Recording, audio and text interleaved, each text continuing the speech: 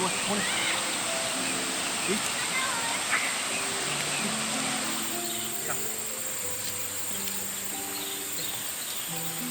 Đi mua này. Đi. Đi. Đi mua này.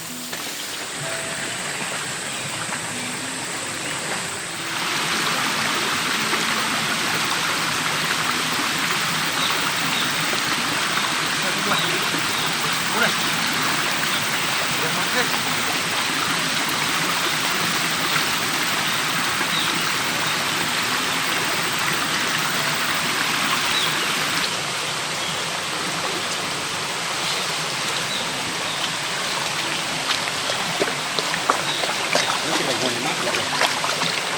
Lu tắm đi, cho tắm.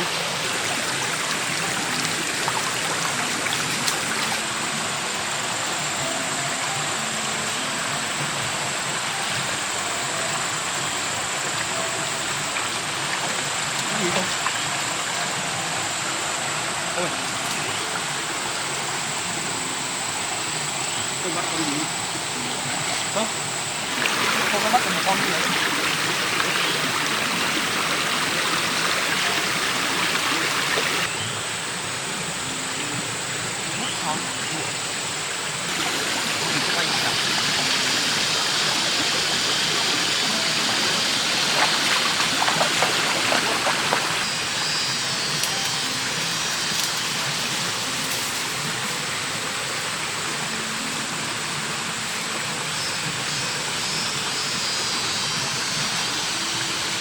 Nhanh lắm Tôm ạ.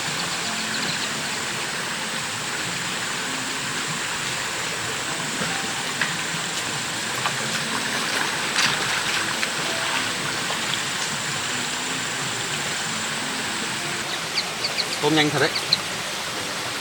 Thế mà thấy chim mà không bỏ anh nhỉ?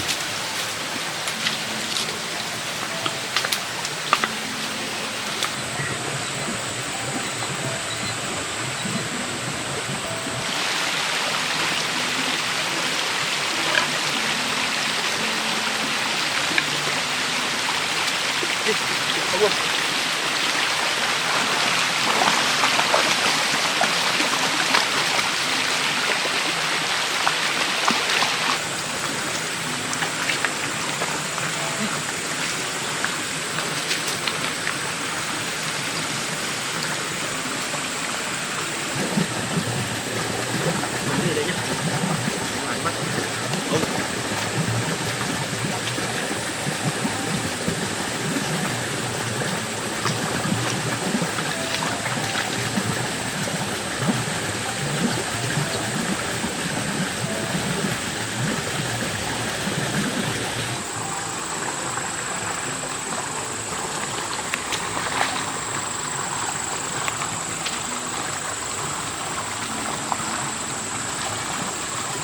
Ám còn đấy.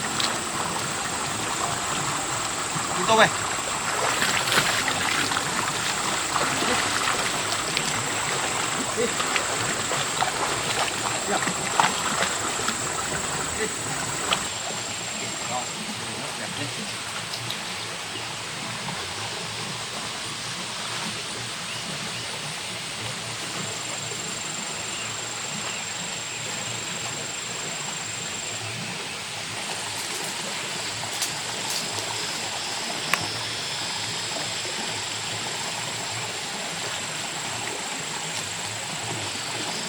Đây.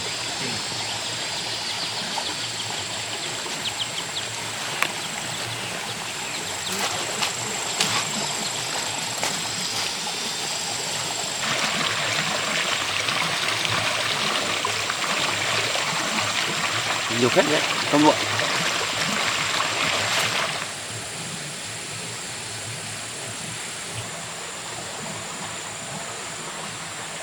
Vụt đi.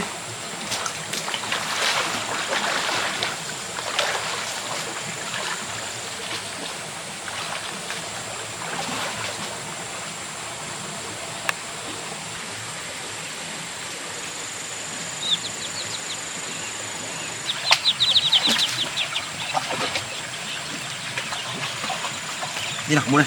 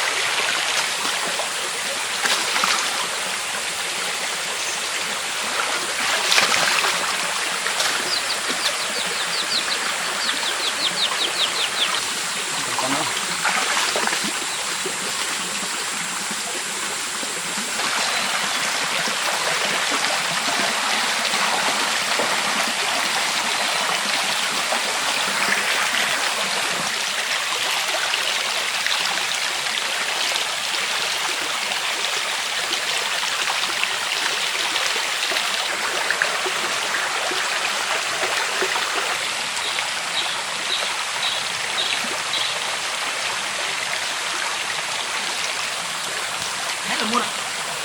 Không còn này. Ê, mình lên trên đi. Cảm ơn.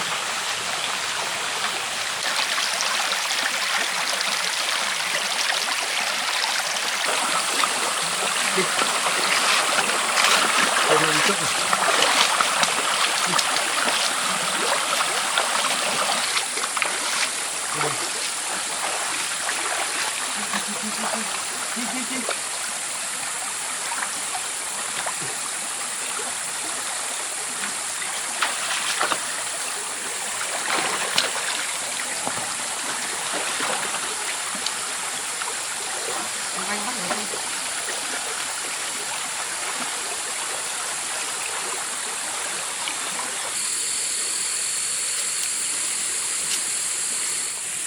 Có gì đấy không?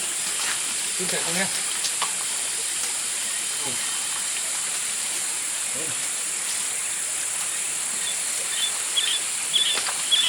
Muôn giỏi phết nhỉ?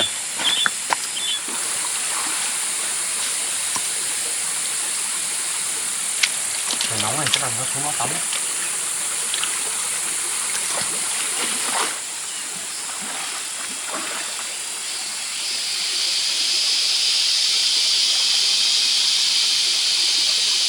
Chắc là bên trên mình còn nữa. Xem.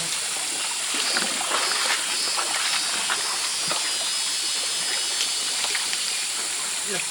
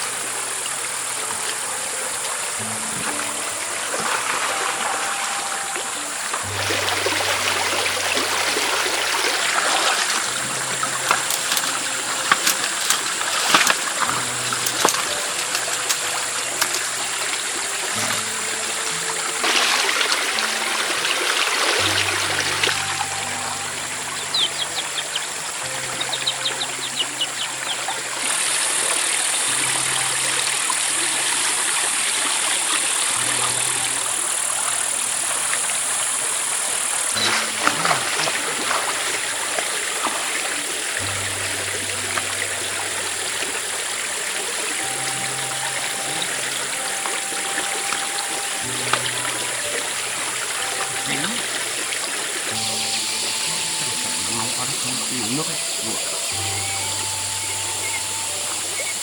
Đi nhảy vào gió đấy.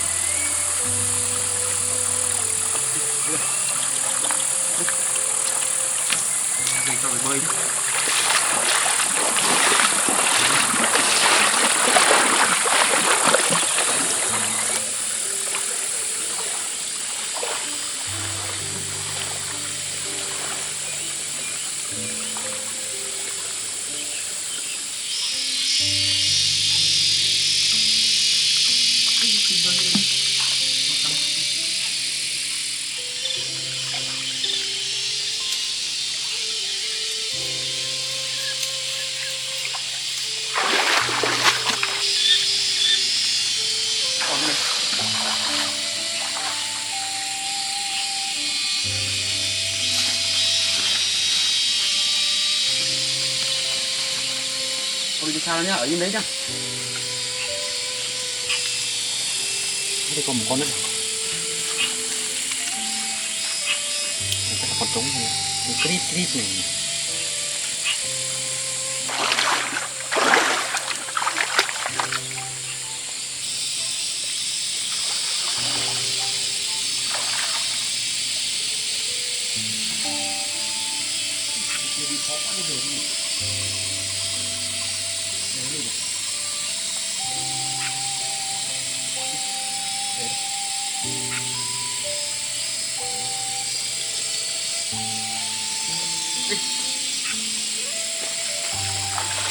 Đây luôn. Cô đi đâu rồi nhỉ? Cái này trước à?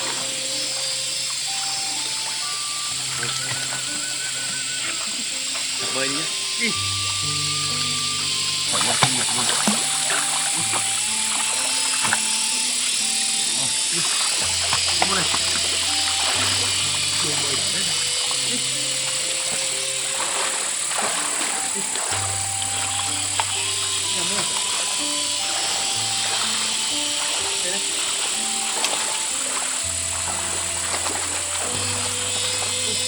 Đi mua này.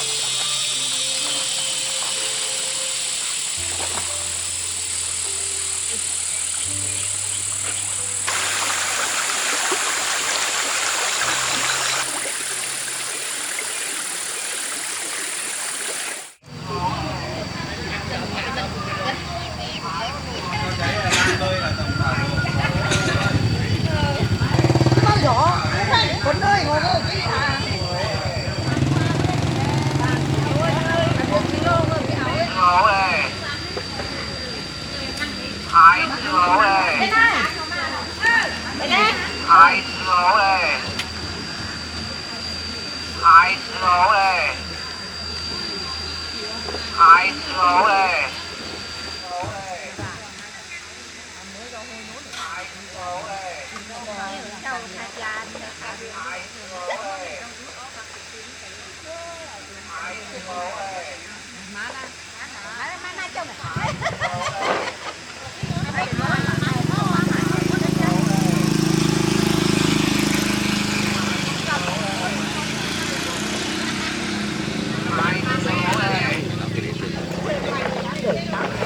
Em còn đi bán hồ kem trước luôn, thì đang bảo bán kia đi xong lại tiếp.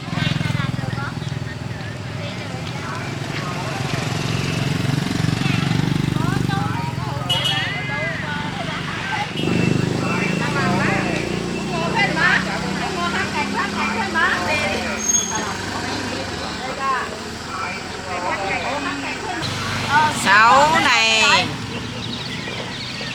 8 này, 10 con nè. Bao nhiêu con 20.000?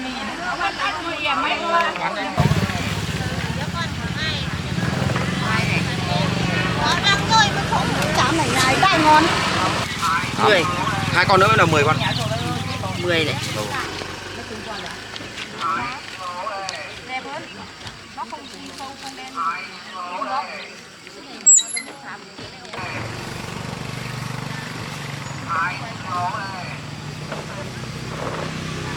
Sáu con.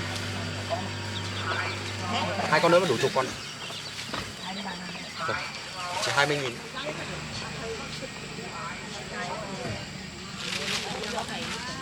Hả? 2A. Có 10 con nữa lấy nốt. Được 20 cân mang ra 15 thì cũng không được mấy đâu nhỉ? Về nuôi một rắn là được. Quán măng bà lúc nãy bà chưa số. Dạ, chung dân thiên thà mẹ ăn lư vậy. Ôi thêm 100 thì có mới chương khinh mà.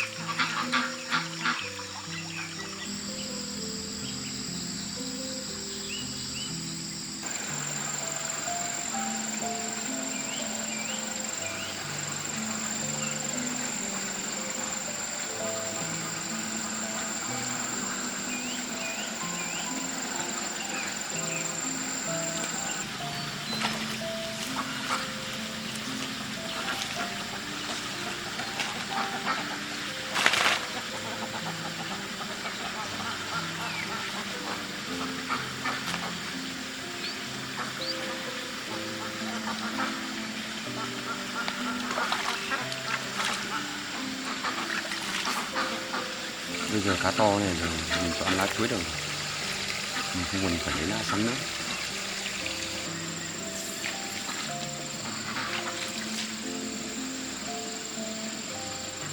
Này con gà không nuôi.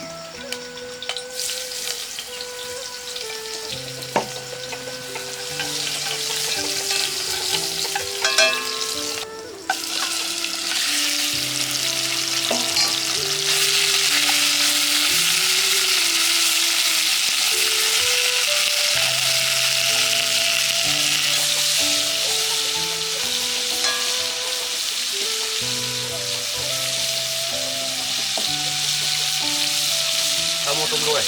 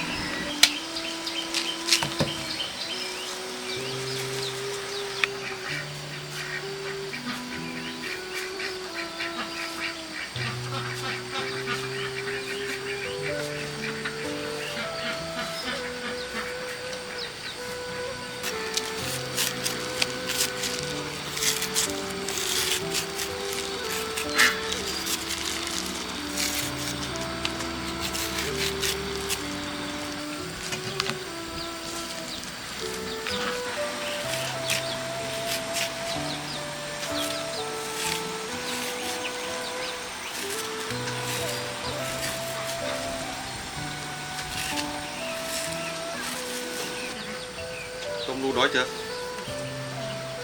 Anh hầm cái này nữa, chín củ này nó ăn cơm nữa. Xào thịt ăn cơm.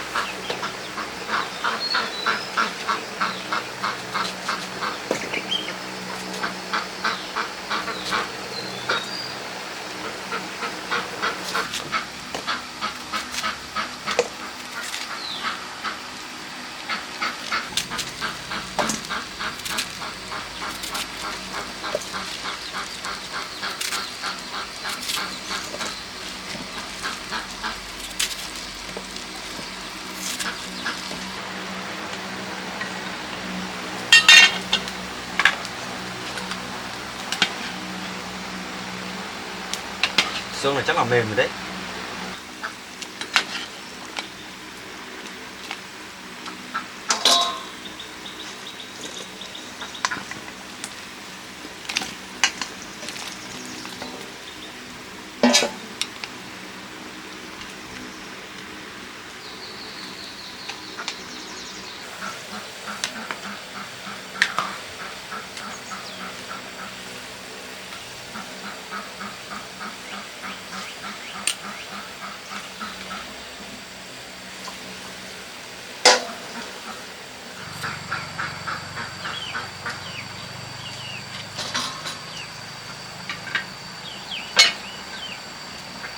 Nó chín rồi Mun ạ.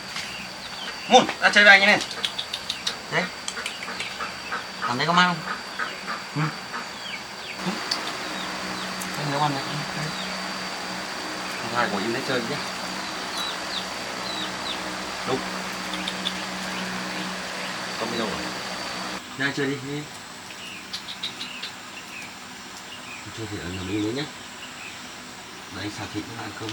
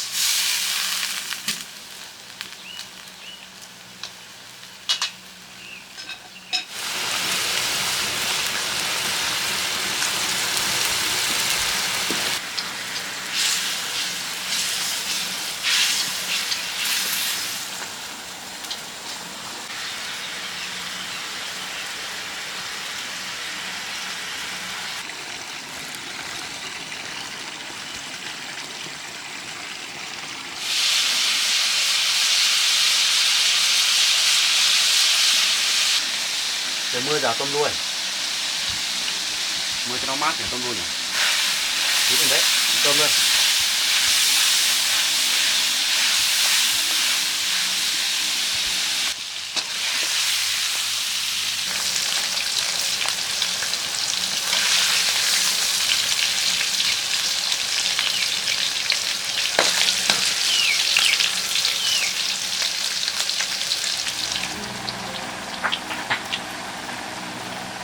Rồi đến cơm với tôm này.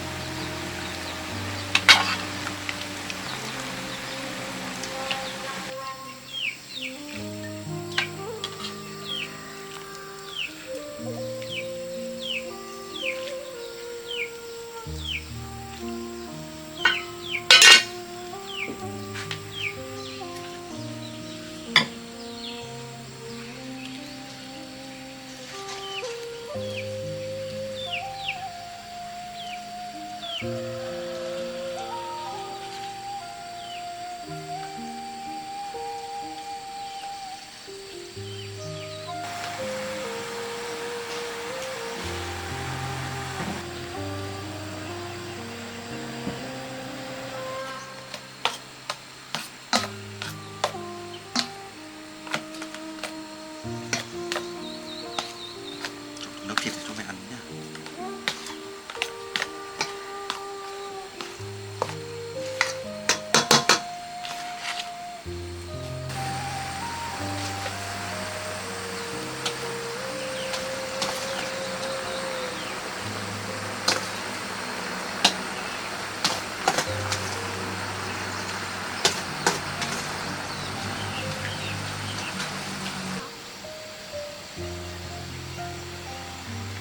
Muôn đây. Đây có muôn đây. Tốt đây. Vô đây. Ăn luôn. Nào lu không được chanh của ấy, tôm nào. Bắt con lu đây. Đây. Đây, luôn.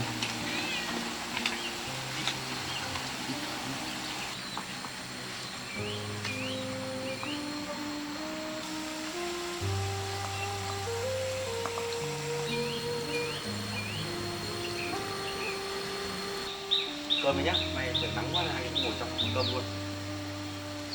Không đủ ăn đi nhá. Được, cái món của nhiều chứ. Ngon lắm.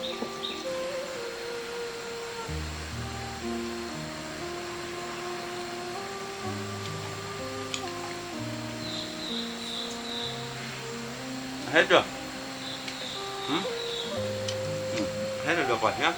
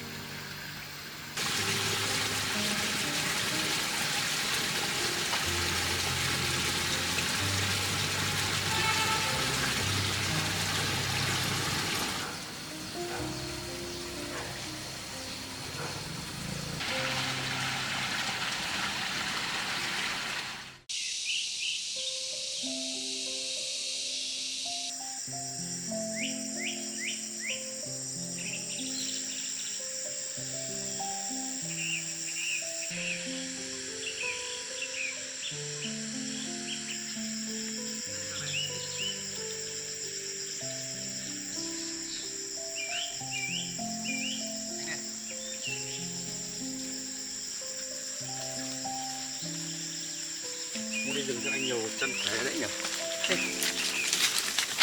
Đi nào mua này.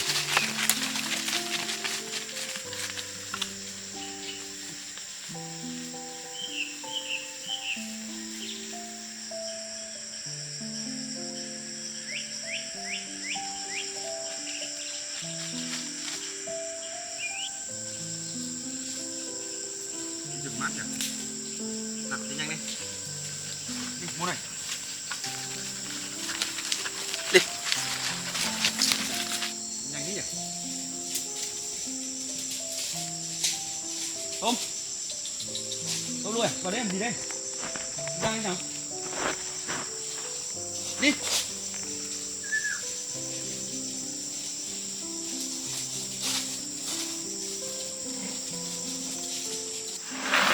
Ở đây có nhiều nấm đùi gà lắm, tôm nuôi. Mọc nhiều thật đấy.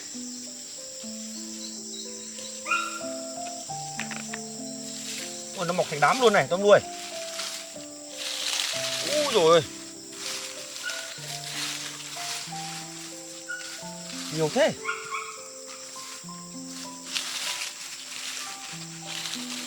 Nắng nắng mưa mưa là con nấm mọc nhiều đấy.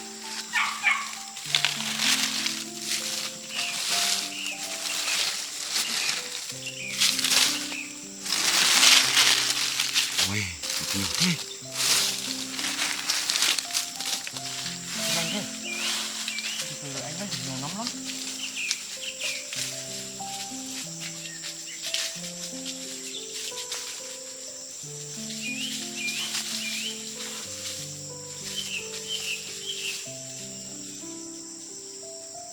Thơm lắm. Thơm lắm tôm lụa. Cũng là nấm đùi gà khác, không mùi thịt gà rồi đấy.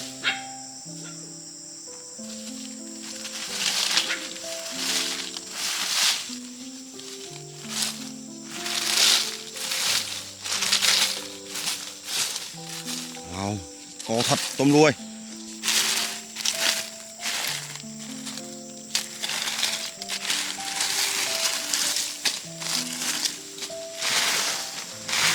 Ui, to thật đấy.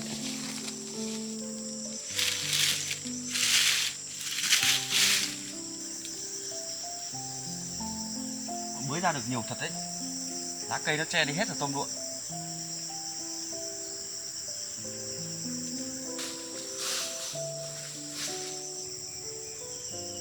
Nấm này mà xào thịt gà là ngon lắm tôm lụa.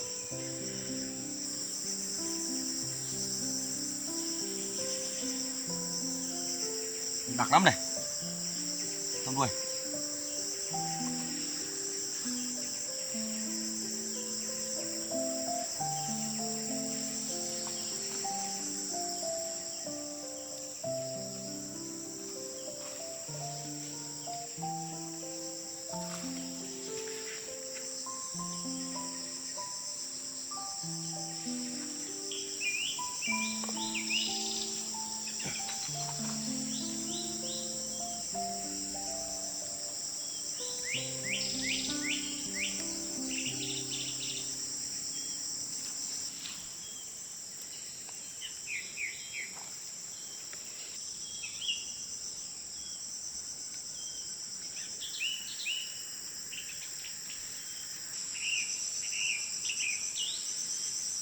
Muốn này.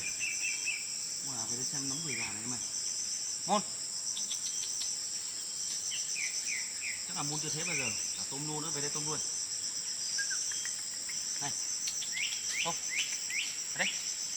Ở đây nhé. Đây. Này. Thơm không? Cái này phải nấu lên ăn mới ăn được nhé. Mua này, để cho anh cho người này. Đấy, đây là nấm đùi gà đó chưa? Chứ anh nấu chín là cơm em nhé. Muôn giờ này béo rồi đấy, không ạ?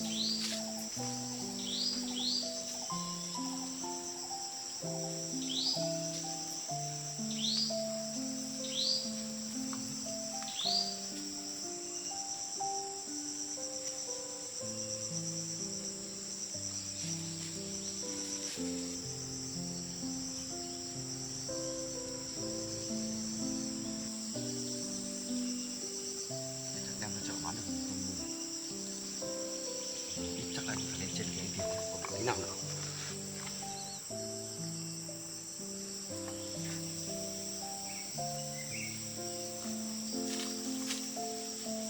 Nó mỏng cái tận ngoài này mà anh nãy không để ý cái tôm lụa. Cái này cây nó mới đẹp lắm.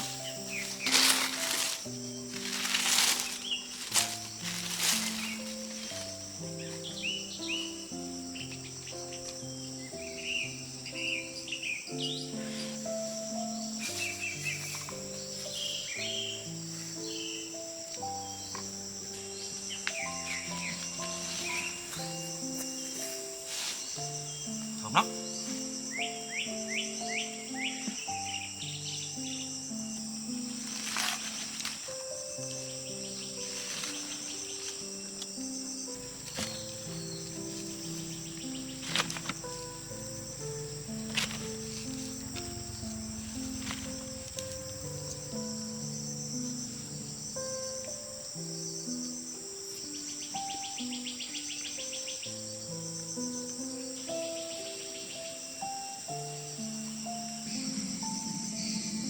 Có tiếng máy bay chứ.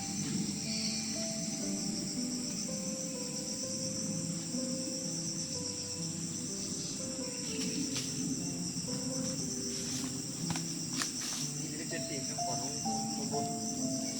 Có mày, chị em mày.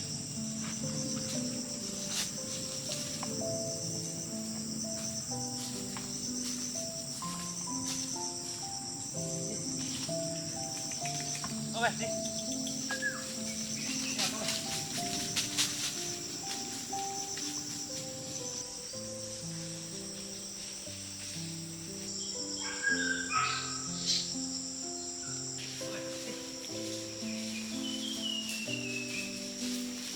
Ui.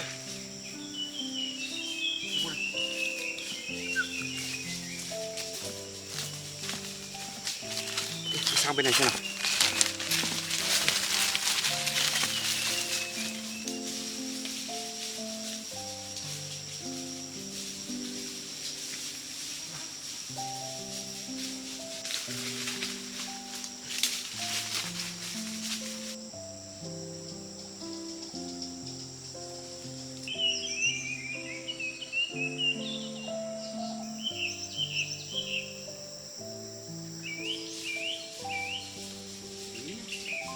Trời vừa mưa vừa nắng này có nấm đấy.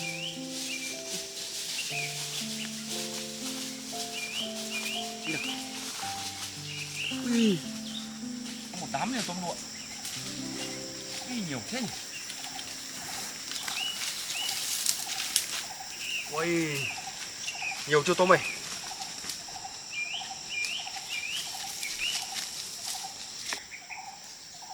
Đúng là loại nấm đấy là tôm lụa. Quanh cái đây nhá, đợi anh tí nhá. Anh thu hoạch nhá.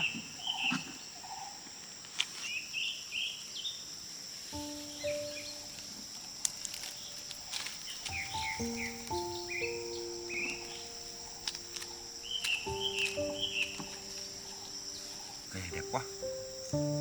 Có gì cây nào cũng được, thủ này quá đẹp luôn. Thơm thật.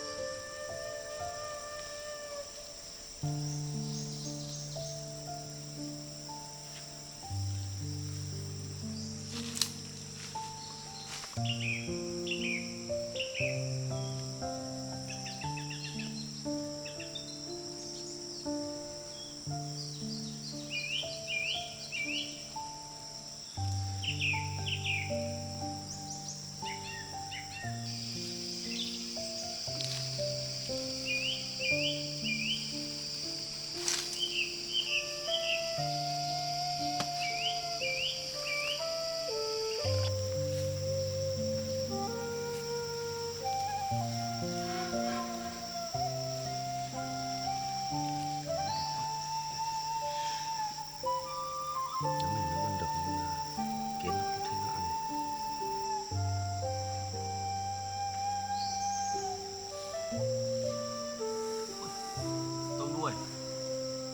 nấm này bị con côn trùng ăn mất cái đầu rồi, còn đúng một cái đùi luôn, giống như cái đùi gà luôn.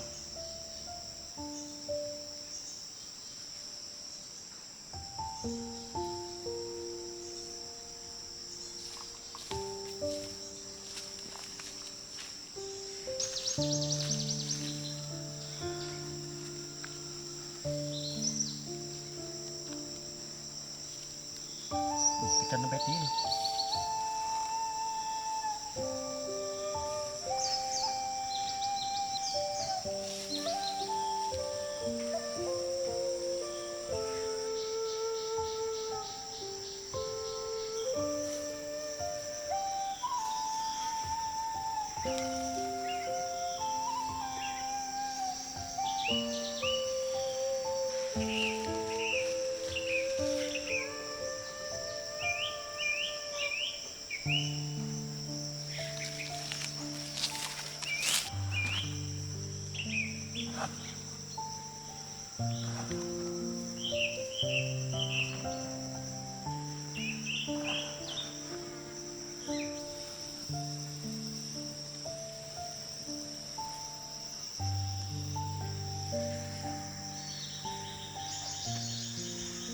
Không đâu rồi Lũ. Anh thu hoạch nó mấy cây này nữa là xong rồi. Mình cũng về.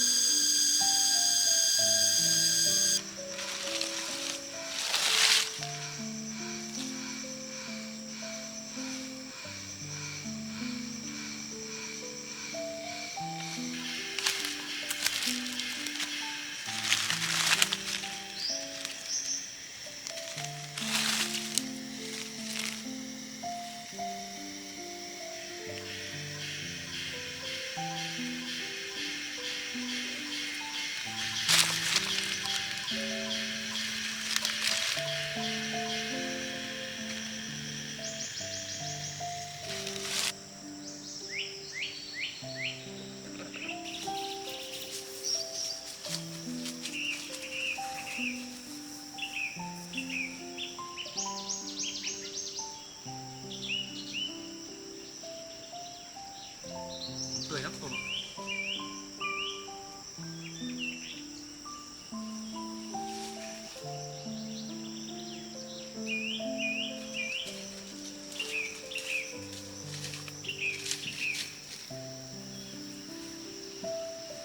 Cũng được một nửa ngôi rồi đấy.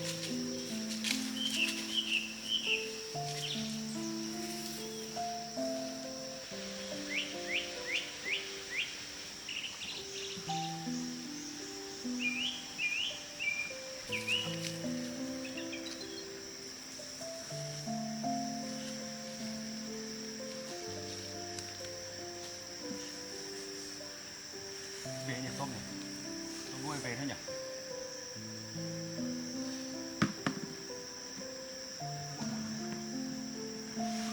Về đi tôm nuôi, không đi tìm nữa.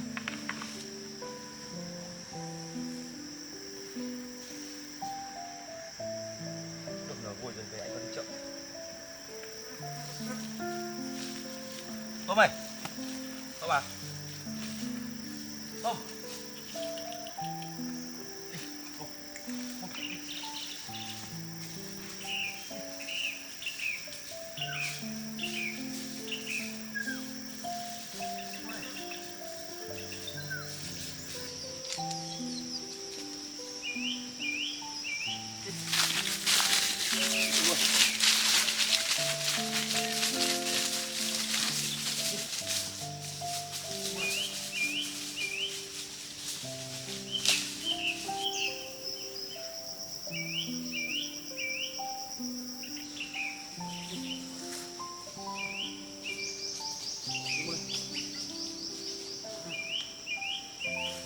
Tôm hư để đi trước.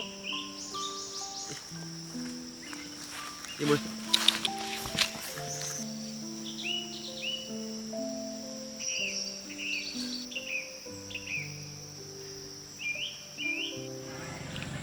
Chị Hằng ở đâu kia đấy? Chim luôn bây giờ à? Không, đi bảo không. Đi đâu ấy? Ai? Sao? Anh Minh á?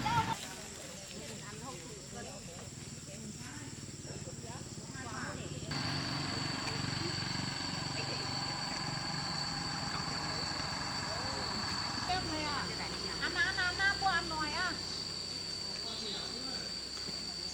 Thái mình. Ngon mà ăn cái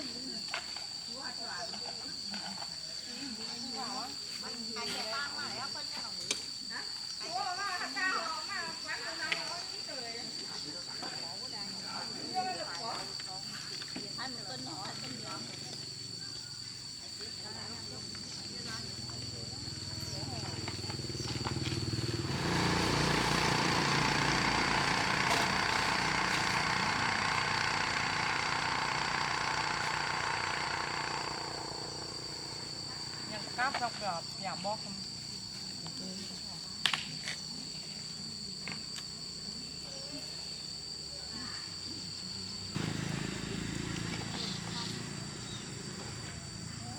hại nữa nha ngon nhỉ cái này họ trồng à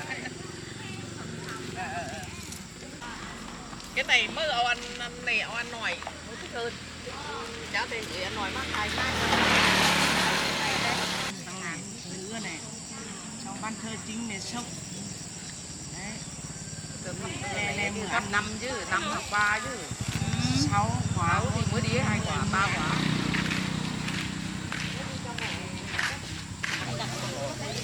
con trong có mai bán nào đây Bán bên mình này nó to dày này, xào ngon lắm. bạc túi hay sao mà hay mình chiên đi hơn hay mình ăn nữa không Nấm đùi gà. Này ngon lắm, đặc lắm của.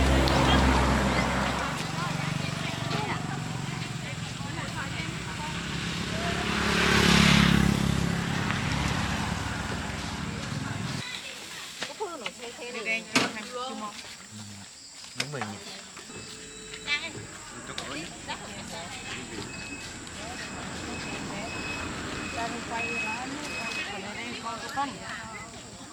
xong em con lông lóc mà đấy cái bé ngon hơn bé nó ăn Xào hay là nấu canh? Xào. kho Kho á? có xịt đầu Chưa ăn bao giờ.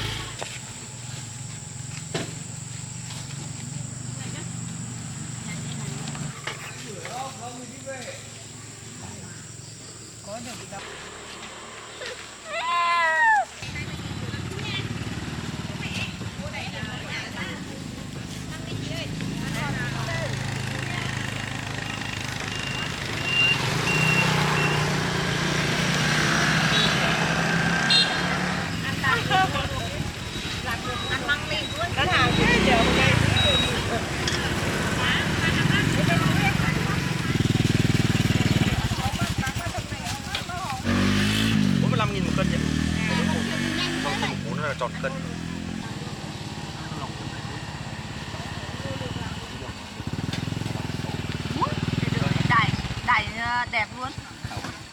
vậy cân cân á. Cô nấm đi cô. Nấm xương gà. Hả? 45.000 cân. Cảm ơn bà nhé. Nhà nào báo ủng hộ luôn. Ủng hộ cứ cái ngon này tôi lấy. Vâng, cảm ơn bà. Còn cô ăn ngon đâu cô lấy đâu. Cô lấy đi.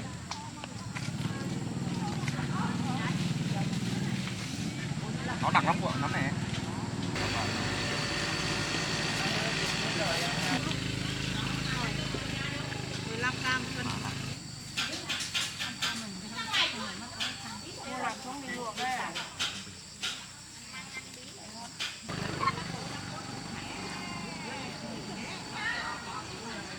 Nấm rừng nữa. Vâng. Quán em đúng rồi, đi về đi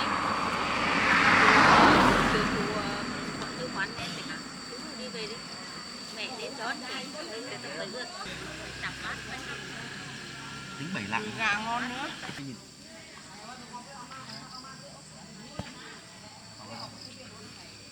Hết hàng rồi.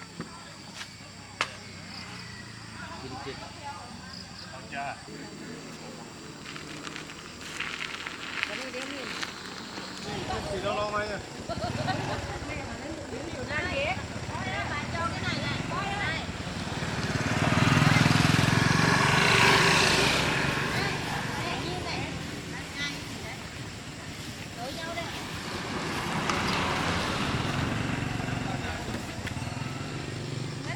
Bơ phải tọn hầu á. Không đi được. Nhanh. Anh Kha tới lúc đi không? Có hẹn phải ghép này rồi phải ghép cái đó. Hai đứa nó lại ban rồi cái đấy. Bằng cái con là nó.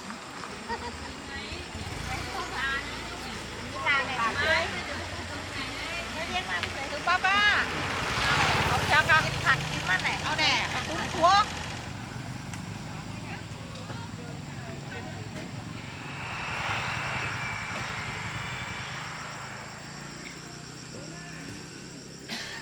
Vì là tràn giống như khó. Đẹp mà. Nga gửi cho nó.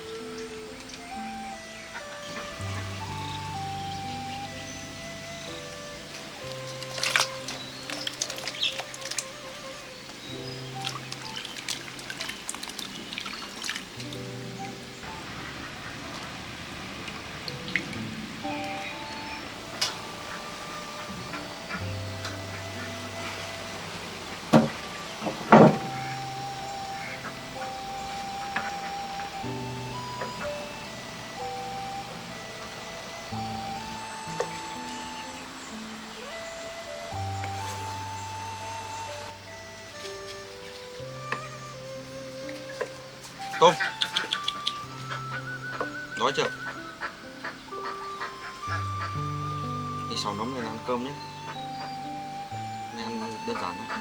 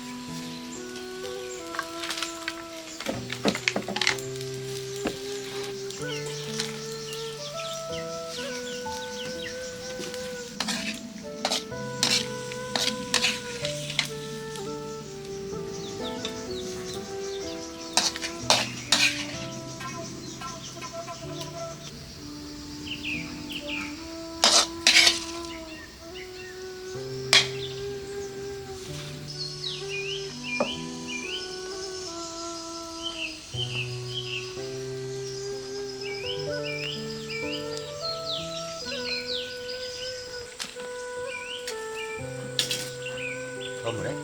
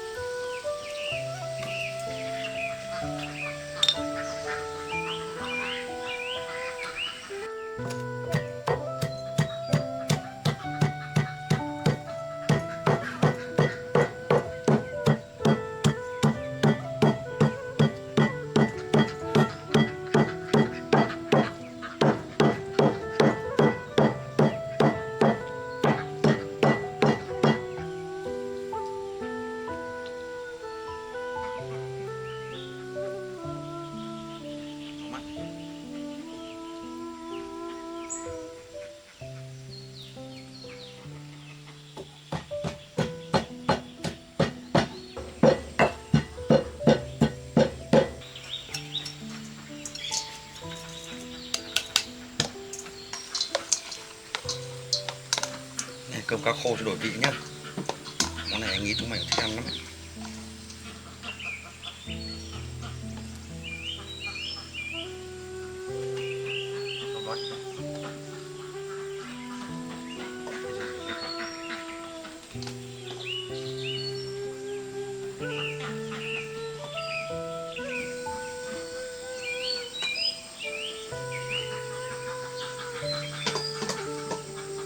Đây, có muốn đây. Không.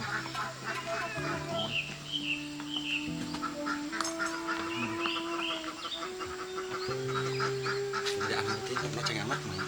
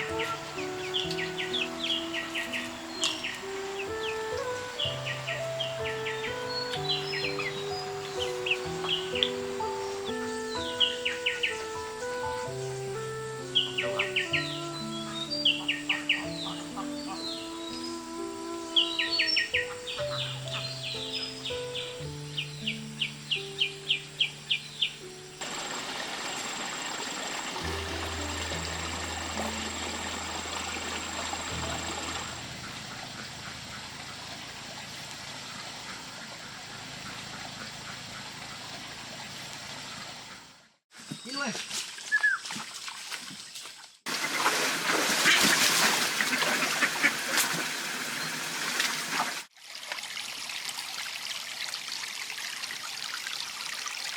Hóa ra mày có một ổ trứng lên rồi về mày trông một chục ổ trứng này à?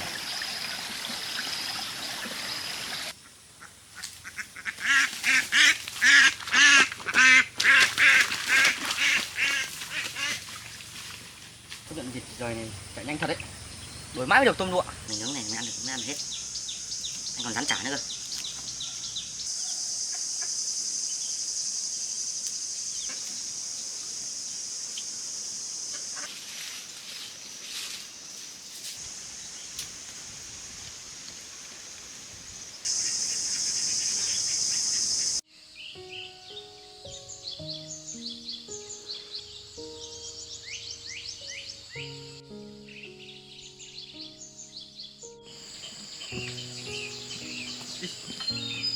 Thế là bảo trong này có nhiều vịt rừng lắm hôm nay. Vịt trời lắm, hôm nay mình đi thử xem có con gì không. Đi.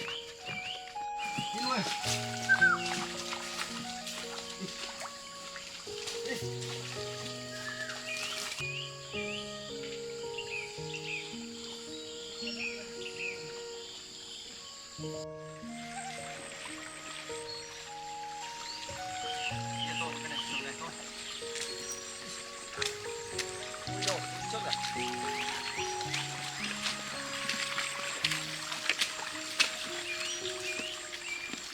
Cẩn thận nhé. Lu. Đi thôi. Không. Đi nào. Đi nào. Đi thôi. Đi. Đâu cho rất nhanh thế nhỉ. Đi thôi.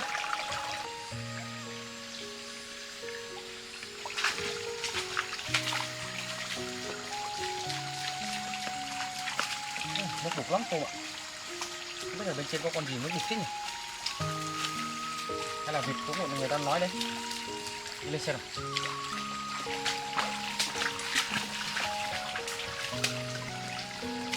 Nó đục thế nhỉ? Hay là có con gì ở trên thôi, đi xem nào.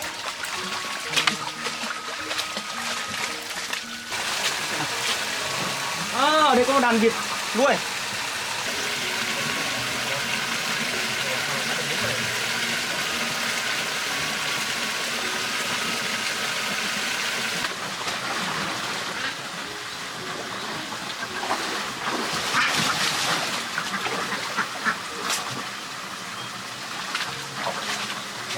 mất.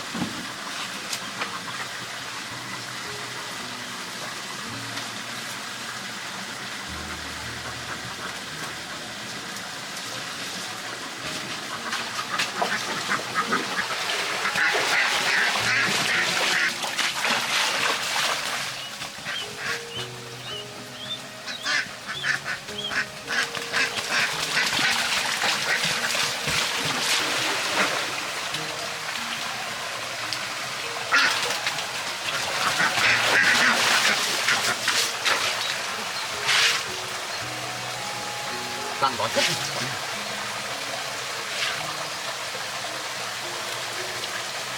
không xuống dưới không kịp thời nhanh thôi.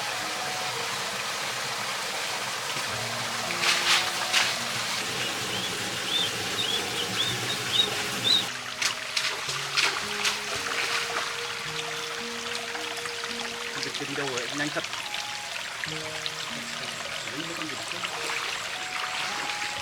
Nghĩ hết rồi, bây giờ mình phải cho vào vườn để ra phơi nắng.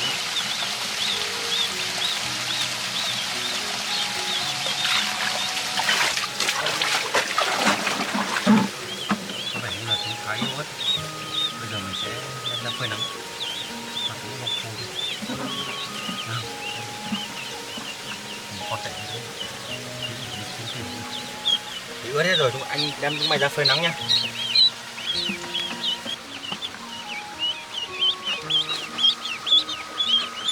Có 2 con vịt cho về được rồi. Bây giờ mình phải phơi nhanh bọn này để đi bắt nó được. Anh cho chúng mày ra phơi nắng nhá. Đấy, anh còn đi bắt 2 con vịt kia nữa. Một con vịt lên.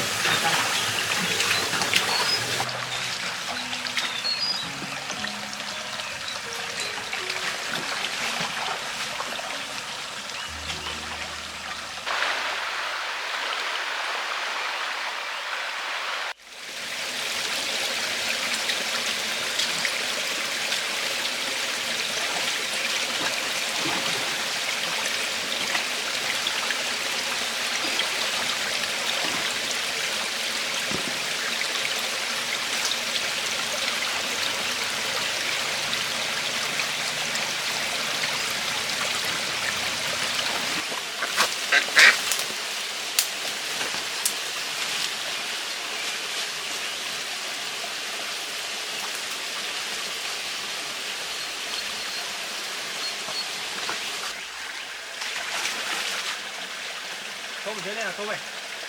Có nhìn thấy 2 con vịt ở dưới không?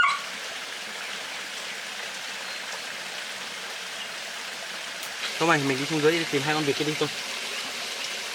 Chạy xuống dưới 2 con này. Đi nào Tôm ơi. Đi. Tôm ơi.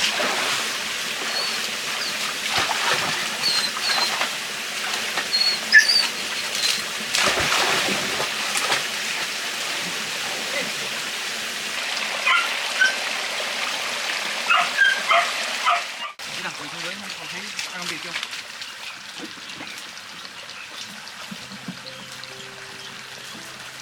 Nó rút đi.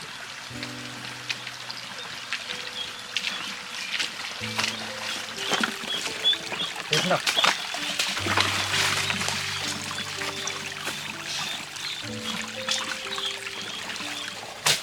Tôm nuôi không anh tìm thế nào? Thế xem có thấy 2 con vịt kia ở đâu không? Thì nào tôm nuôi. Nó ở đâu nào?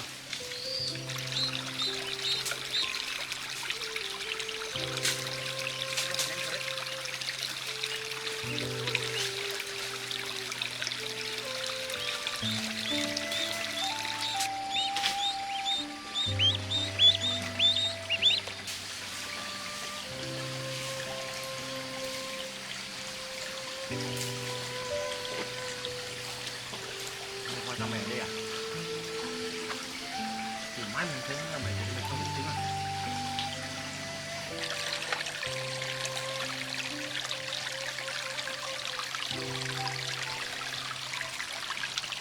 Cũng nhanh thật đấy. Hóa ra mày có một ổ trứng lên rồi về mày trông một chục ổ trứng rồi à? Có thể là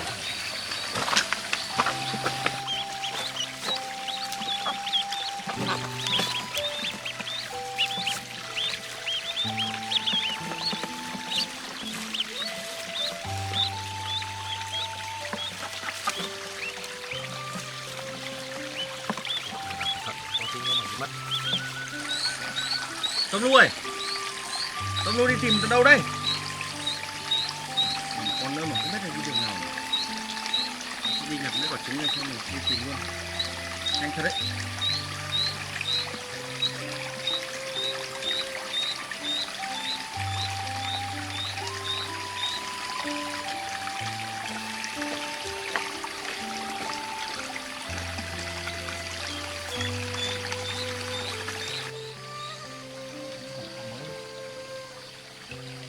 Để dọc cái bờ suối này. Mình không mang được gì chứ. Để tạm cho nó này.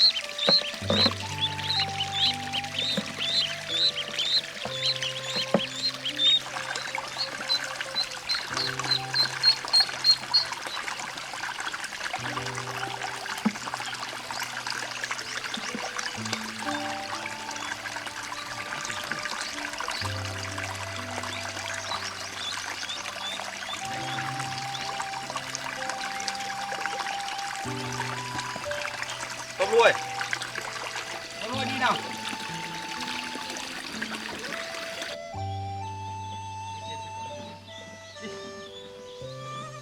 Đi nào.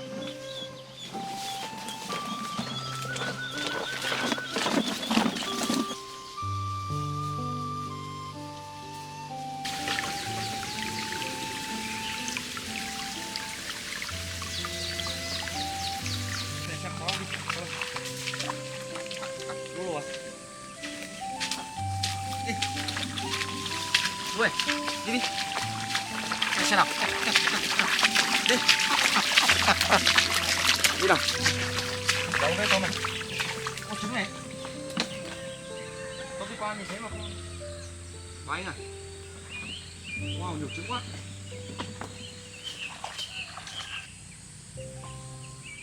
Tôm ơi, trứng để dưới nước này là chắc là vịt ở gần đây đấy. Trứng còn mới lắm. Tôm ơi, trứng mới như này thì tí về anh làm món trứng nướng cho chúng mày ăn nhé. Món này ngon đấy Tôm ạ. Nào để nhào trứng tí nào. Mấy con này phơi nắng xong bây giờ lông mật thật đấy. Một tuần trứng mới luôn. Tôm ơi, trứng này Tôm. Này. Tôm Lu đừng đi đâu xa nhé. Ở chỗ này là rừng sâu cẩn thận lạc đấy. Tôm ơi, có ổ trứng gì không? Cái này. Cái này đi không nhìn thấy à? Đấy, cắt này xong đi lấy tổ trứng tí. Không đi đâu xa đâu đấy. Đấy im đấy. Đi. Ra nhịp nhặt ở kia đây thôi. Sao vịt lại không để thành một ổ này? Để cái rác này nữa. Mà làm như thế thì cuộc phiêu lưu của mình nó hấp dẫn này.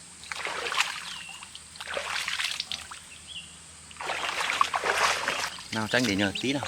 Tí nữa về nông trại của anh nhé. Có rất nhiều vịt mình lấy luôn. Đầy đủ các loại bạn luôn. Nào đi lên trên đi. Tôm nuôi đi Tôm nuôi. Lên trên xem nào, còn không?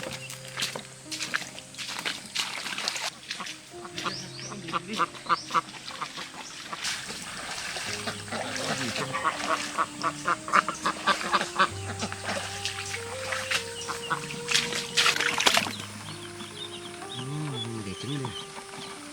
Được khá nhiều trứng luôn.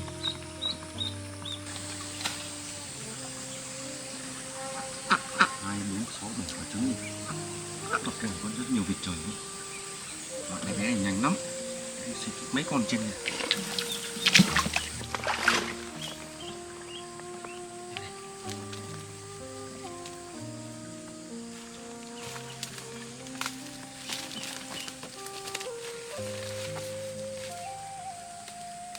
Đấy nhá, anh nhìn lấy trứng nha.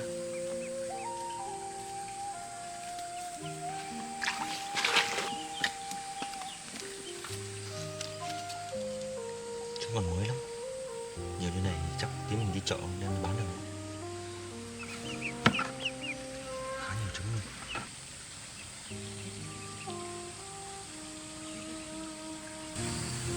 Để anh để nhiều quả trứng rồi. Đi.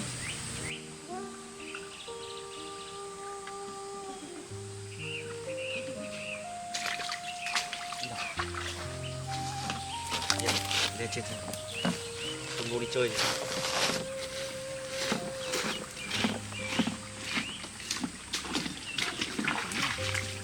Nhiều trứng lắm cô ạ. Nhiều anh nhặt trứng đi. Đi chơi xa đấy, lạc đấy.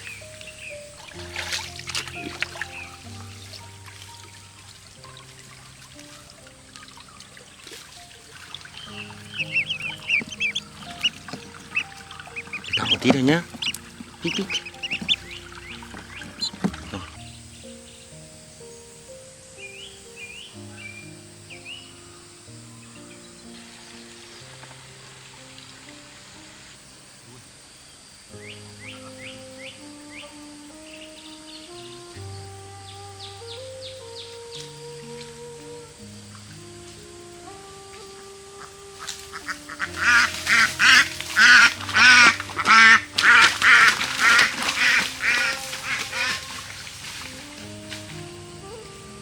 Có chuyện vịt rồi này chạy nhanh thật đấy. Đuổi mãi mới được tôm lụa.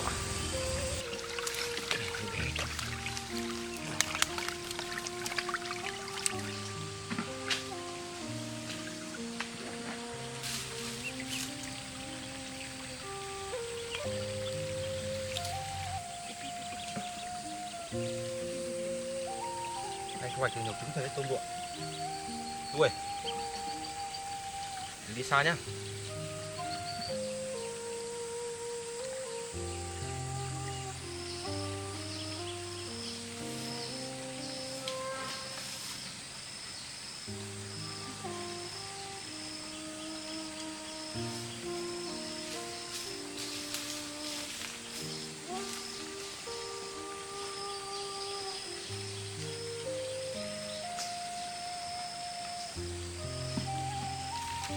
Để giỏi nhỉ. Lỗ lên lá cây này tí nữa không nhìn thấy. Con nhịn tránh à. Chụp nói thật.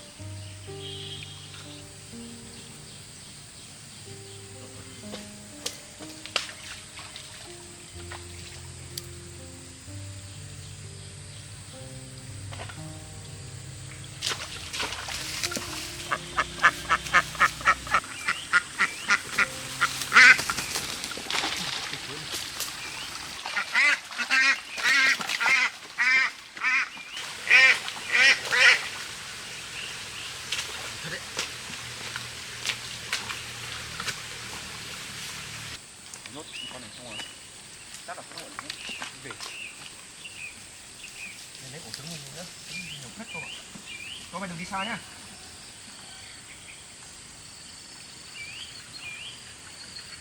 Lấy ổ trứng mình về nữa không? Đi. Muộn rồi đấy. Về nhà tối mất. Đi thôi.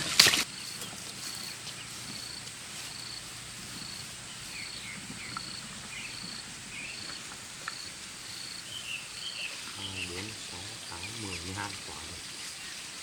Còn mới đét luôn.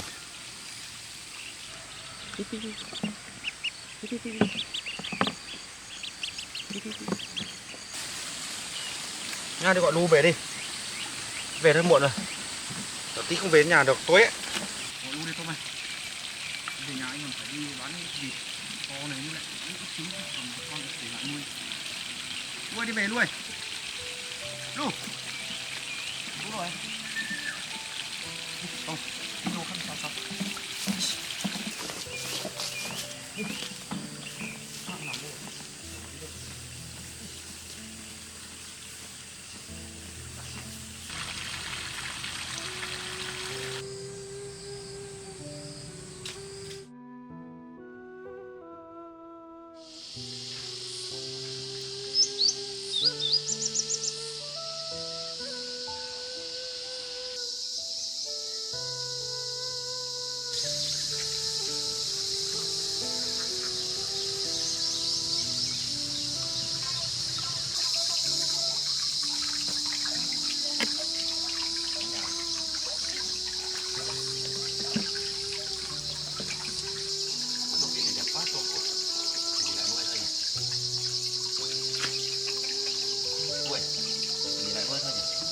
này mang để lại nuôi thôi, còn là mình sẽ bán những con to thì cái trứng để làm một ít, để làm một con thịt to để tối nay anh em mình ăn.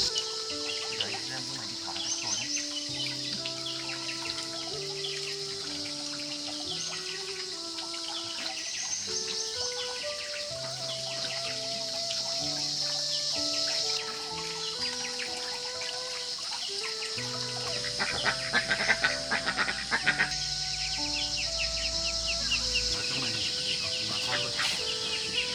Và trong này mở nhá.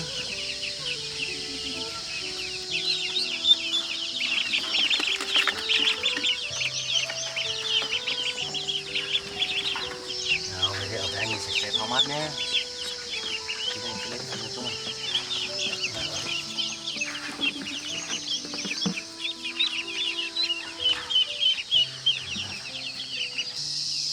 Đợi anh tí nhá, anh về lấy cho ăn tí nhá.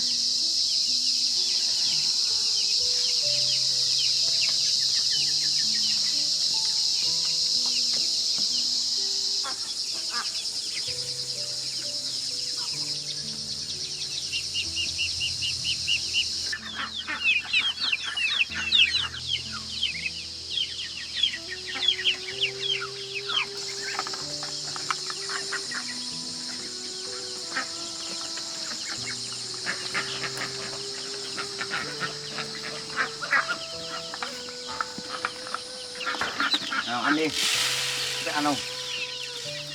Ăn đi.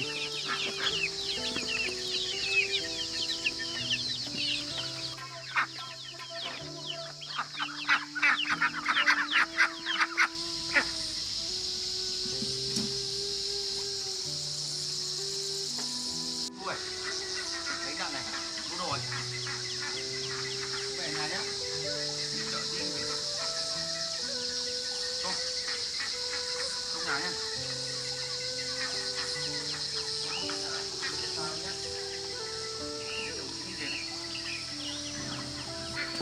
Anh để lại một con vịt rồi đấy. Thế anh mổ cho chúng mày ăn nhá.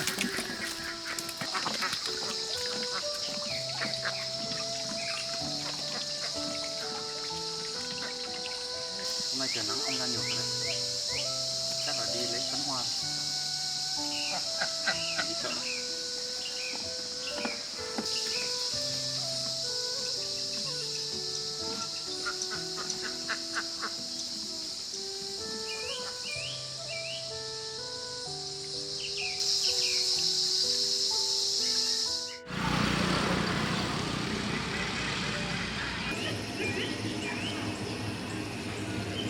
Không biết sao vậy.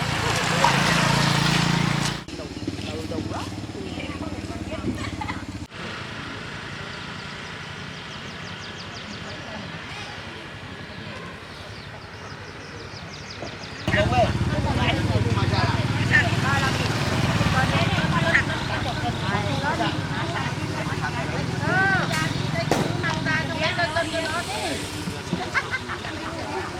Lấy cái nào? Quay đi đây.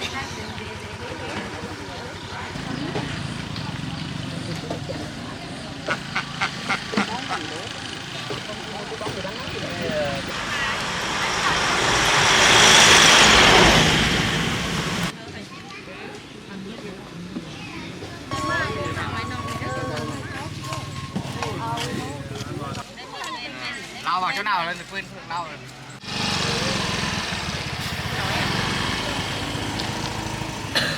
Chín đấy, không đâu, chắc mình chín đấy gì. Bài láo hết rồi. Nó bảo theo mình nó bảo là con món nó lấy cây gì. Lấy một con. Một con à? Một con đi từ rẻ đây có 50.000 một con mà.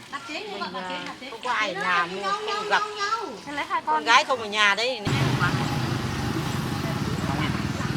Tối nào mong xuống. Vâng vâng. Cảm ơn bạn nhé. Một chân. Một chân mà nó đi mất thì không biết không đuổi được đâu. Nếu một quả đi làm gì đó? Một quả một mình khác ăn. Ăn để ăn đâu phải 2 quả chân nào. Mỗi mình ăn một quả thôi. Trăm chục quả đi ạ. Bẩn hết ít quần à? Thế đéo mà đúng là sẽ biết rồi. Mẹ cái ông kia lấy không lấy để nóng lên nóng hết lắm tàu. Đây mang sợi đây không phải mang sợi là cái gì?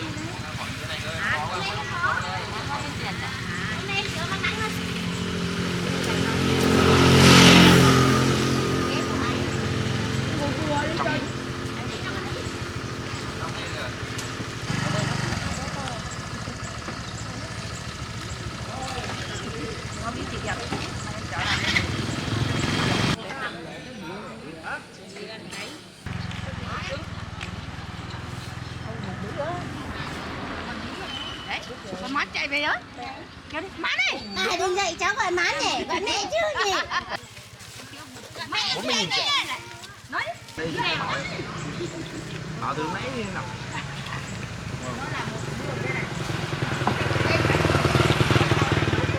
Cái này mua cho em con, mẹ mua cho con đây nhá. Đi sang bên kia, đi sang bên kia.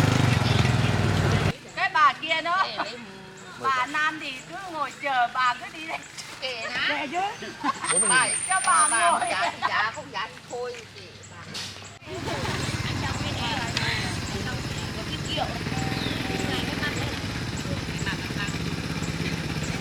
Hai đó, cái thằng ăn một ngày. Cùng nữa à? Lúc à là Ôi rồi mẹ mày đến rồi. Nhớ cái cần chân của con có cái phải đâu em ạ. Đây, đây chị bảo đi. hả?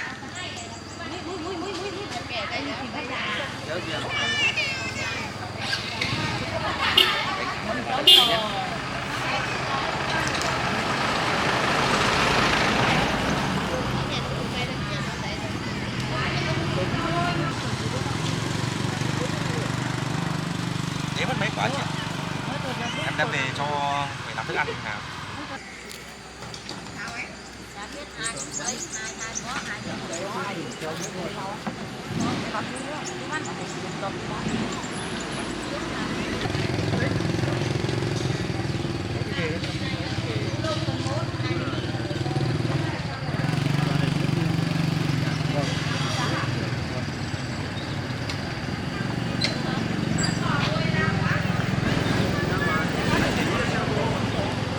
Sao đường sống không nguy hiểm lắm.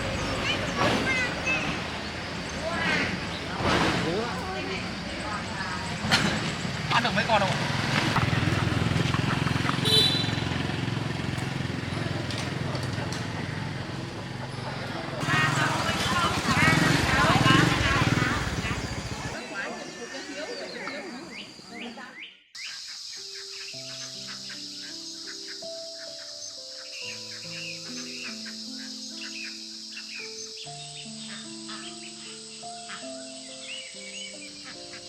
Đúng rồi, anh về rồi. Anh sẽ đi thả vịt luôn. Hôm nay em không bán hết được vịt trong sân rồi.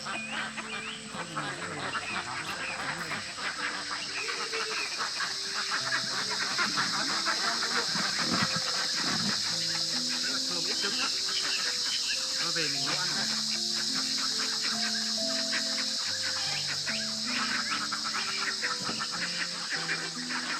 Đây anh thả ra, chúng mày ra đây ở cùng đàn nhá.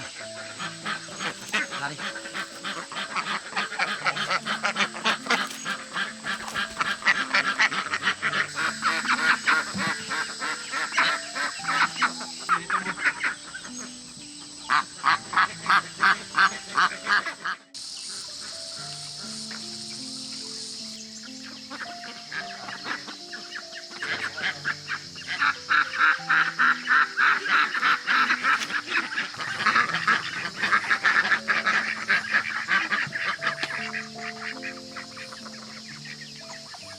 Của đàn thôi.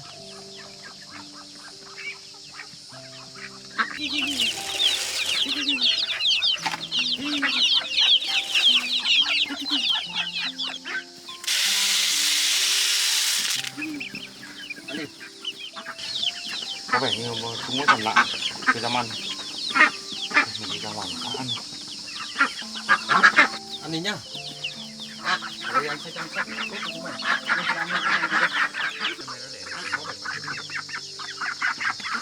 Nào đi ra ngoài ăn nào.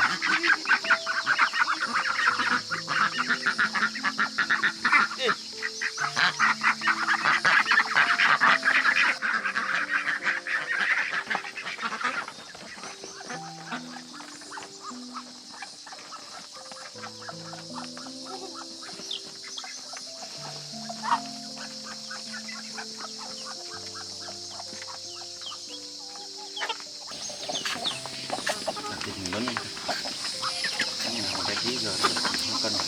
vẻ như có mấy con vịt trời này nó chưa thích nghi được ở đây, chắc khoảng thời gian nữa nó mới quen.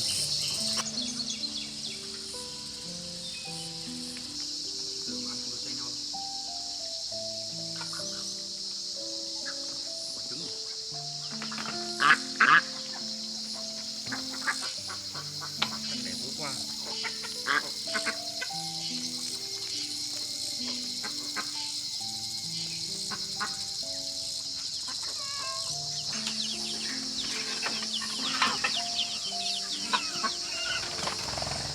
Cho con mày ăn không, anh về làm cho con đồ ăn. Nào, không bay lung tung. Ăn đi.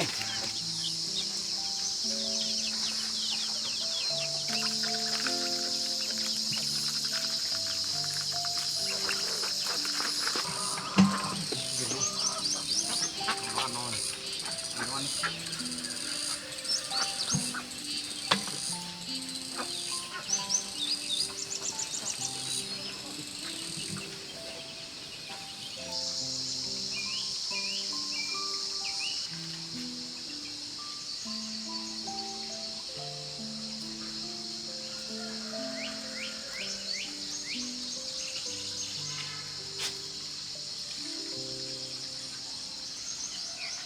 Đẹp là tốt luôn nhỉ.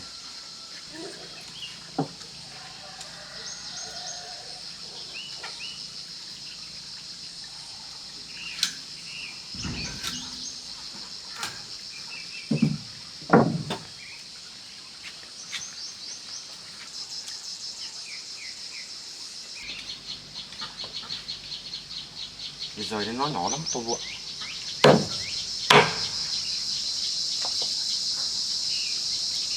Một nửa anh sẽ nướng, một nửa anh sẽ băm ra làm sáng cho mẹ ăn nhé.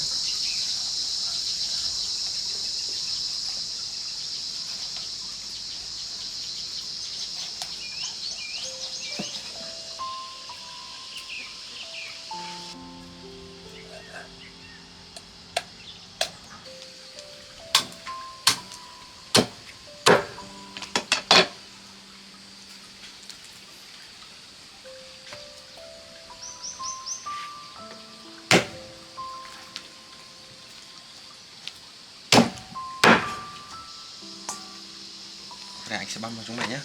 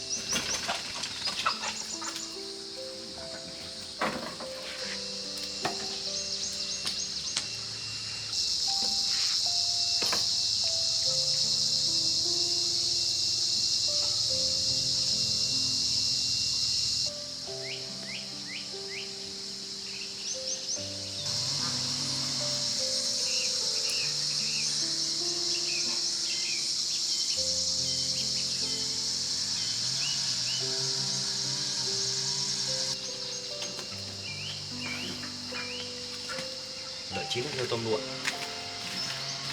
Đẹp lắm.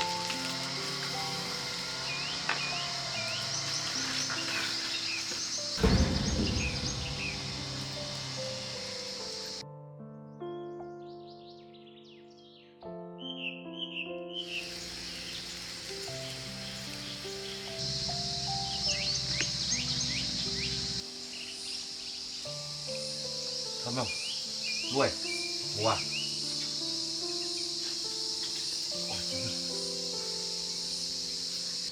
Chín vàng của tôm lụa, thơm quá. Bây giờ anh cho lên ra đĩa đã. Thơm lắm tôm lụa. Mình ướp đầy đủ gia vị đấy. Wow.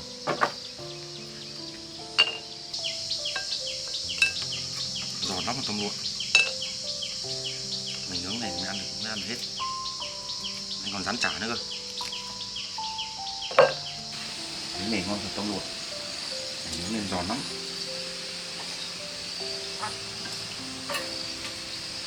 Anh rán chả nữa.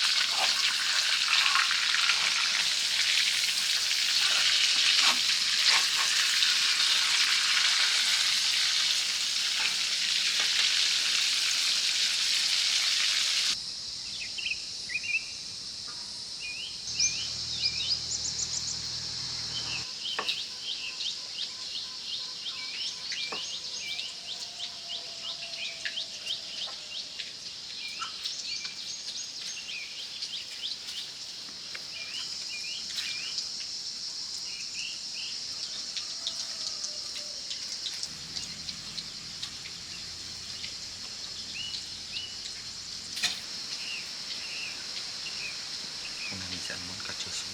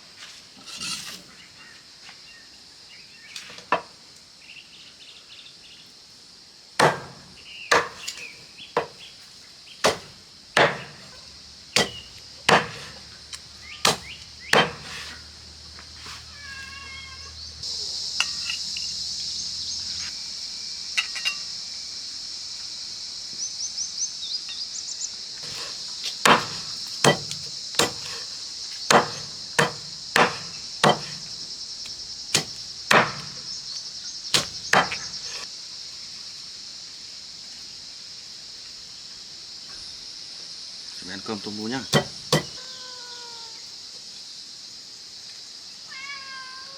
Đợi tí.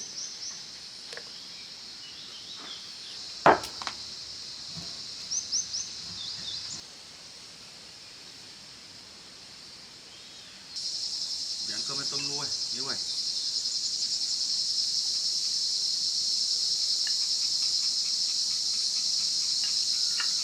Này cho chúng mày ăn chả đi.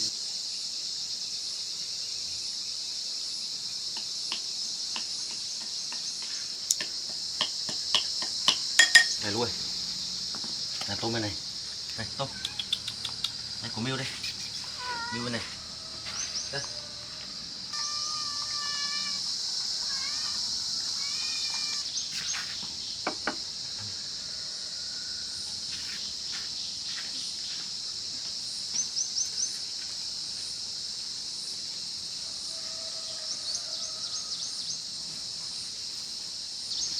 Ăn đi nhá. Giờ đến giờ anh ăn cơm. Hôm nay trời nắng quá tôi muộn. Tôi ăn cơm thế này thôi. Xong rồi. Để ăn cơm nhá.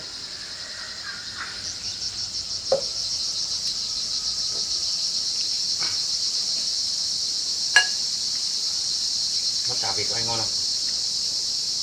Ăn hết.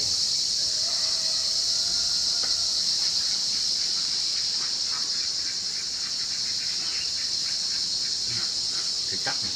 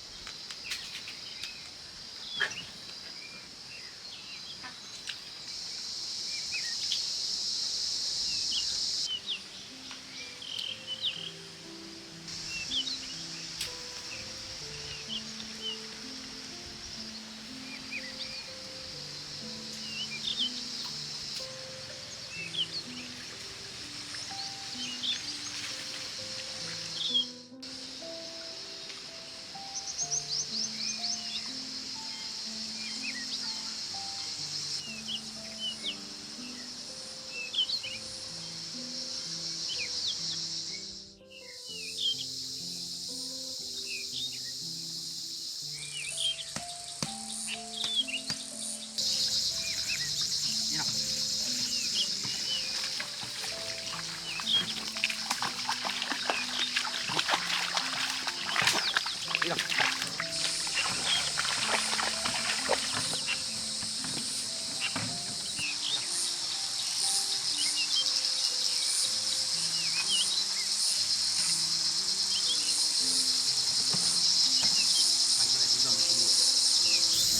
Dâm như thế này thì hôm nay mình đỡ vất vả được tôm lụa. Không được đâu chơi xa đâu nhé. Đánh được tôm môn. Cái này trên này thú trồng hết rồi. Làm nhanh hơn cả mình tôm lụa.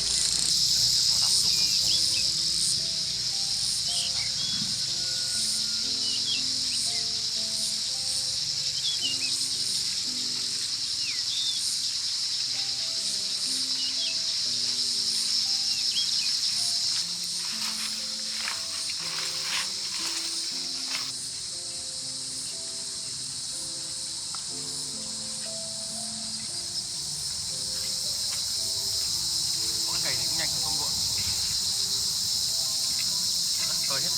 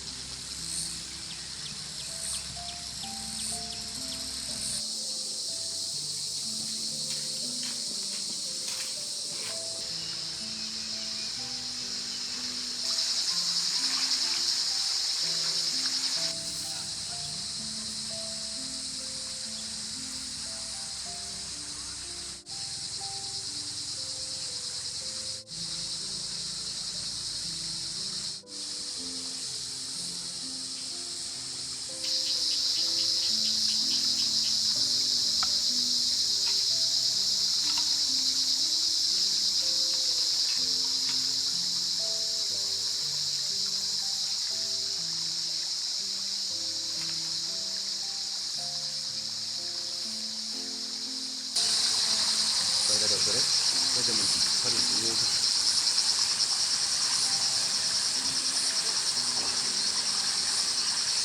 Tôm đu làm gì ấy? Cái này sao rồi? Giờ đi trồng nữa là được.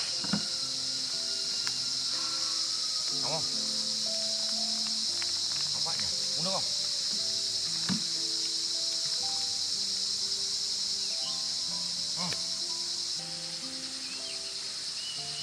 Uống à? Lấy nước này mà.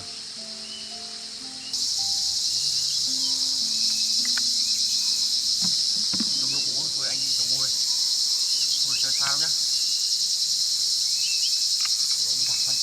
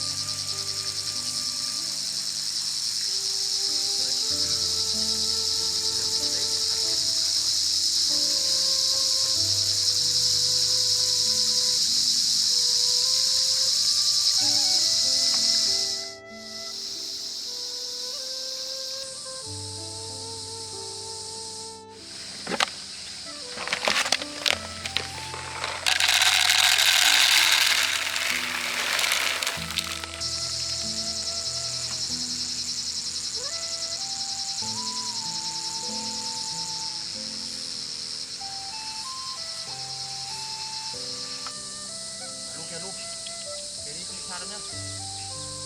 Có chưa?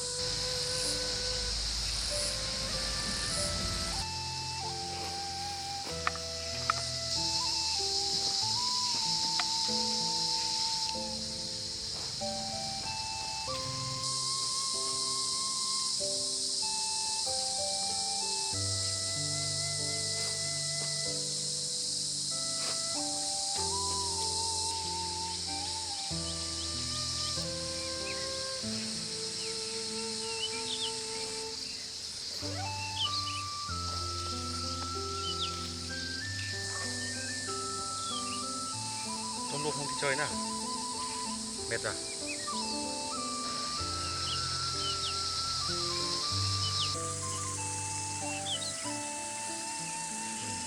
Chết.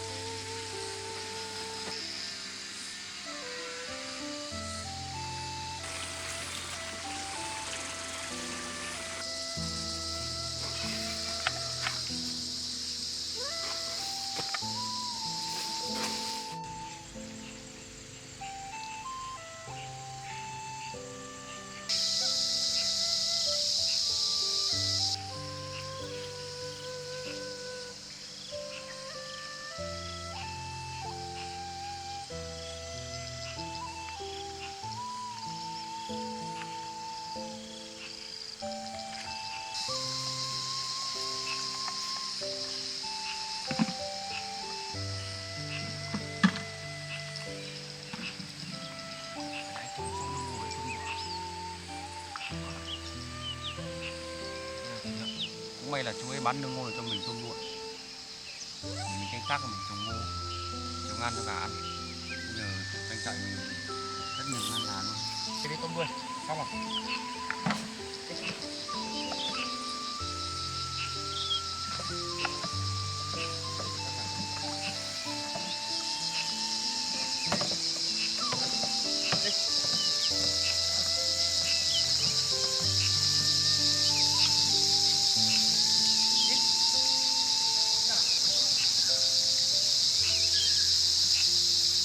để nhanh một tối mất từ từ đi đâu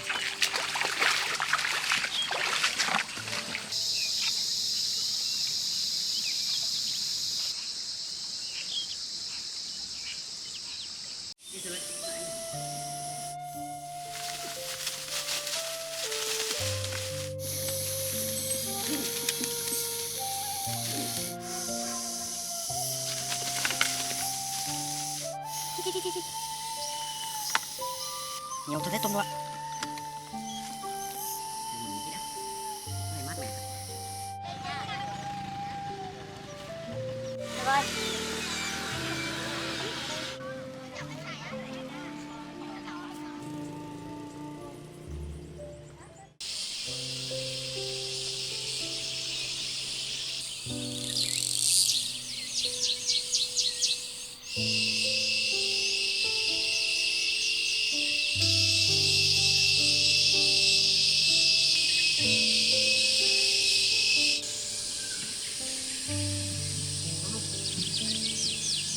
nhiều cây to thật nhỉ.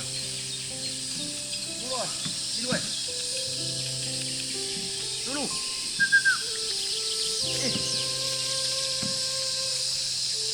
Đi, lên trên đi xem nào. Thế khu rừng đẹp thật đấy. Đi luôn. Lu.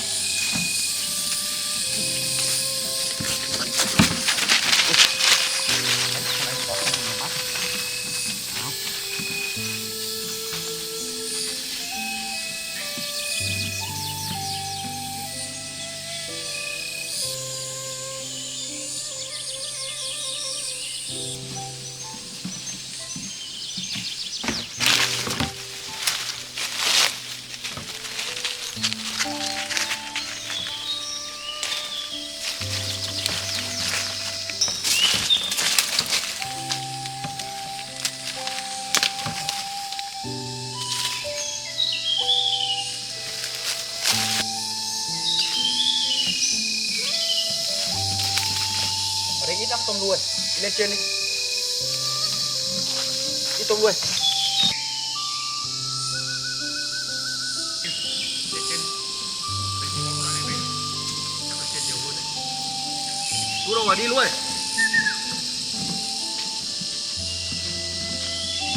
Mình lấy cái này về mình sắc nước uống. Cái này rất tốt cho sức khỏe. Đợi anh với.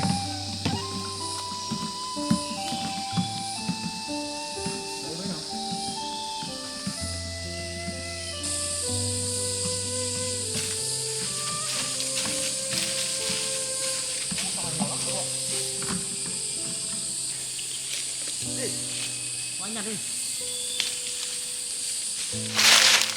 Cái này nhiều thật đấy. Đang đến mùa nó nảy mầm thả tôm nhá, không đi xa nhá.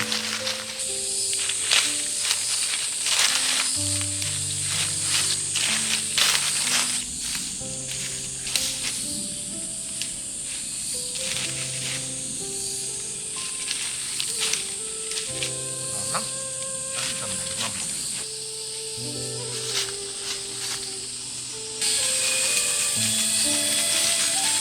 Có làm gì đấy không?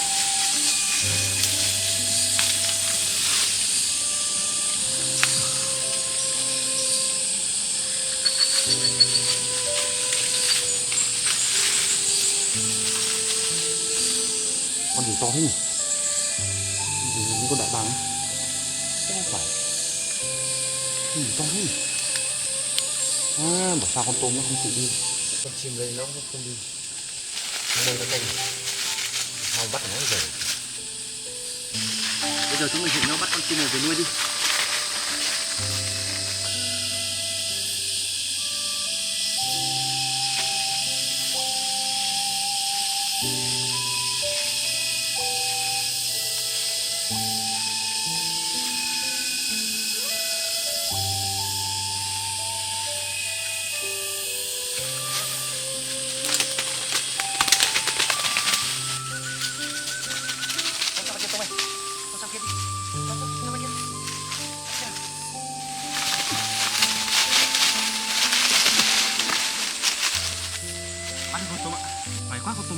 anh đấy.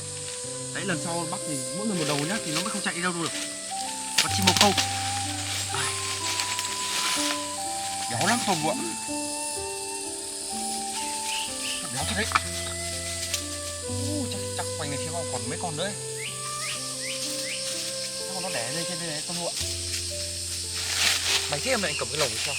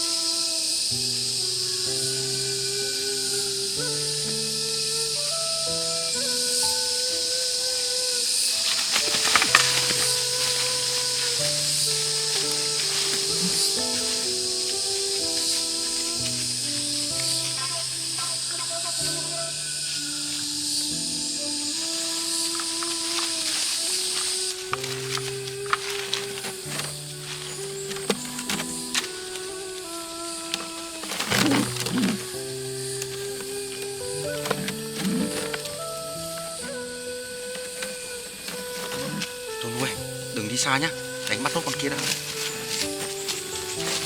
Chắc là đến mùa sinh sản của nó rồi đấy.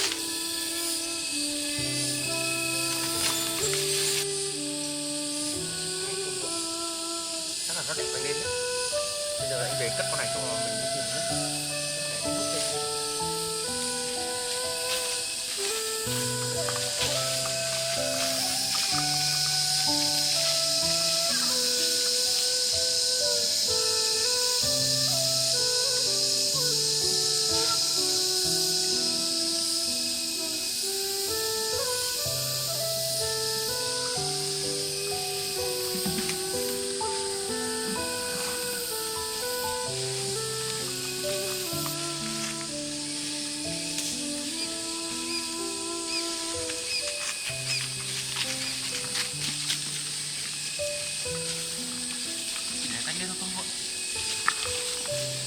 Đi của anh tìm đi.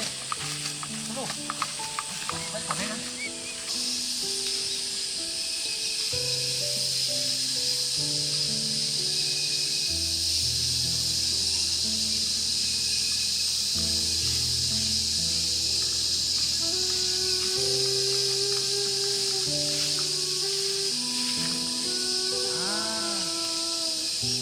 Con đuôi. Nó đây này. Đổ nó đây này. Ui nhiều con lắm.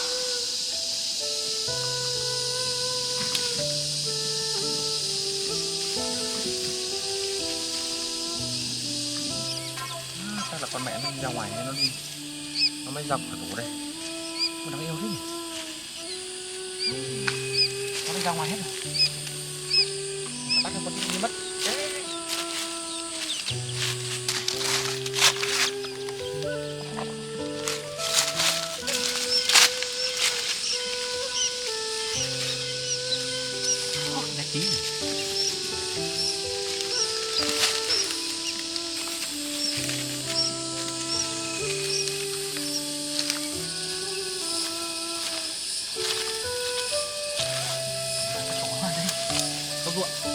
Nó đây này.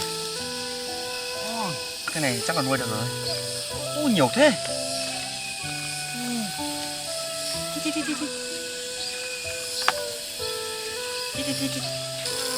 Thật đấy, tôm lụa.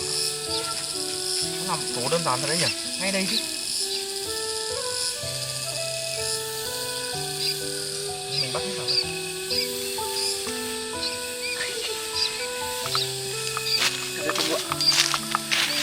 phải vào gùi nhé. Nhiều thật đấy tôm luôn.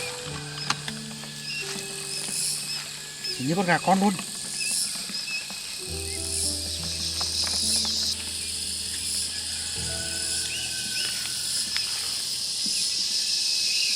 Nhiều đấy.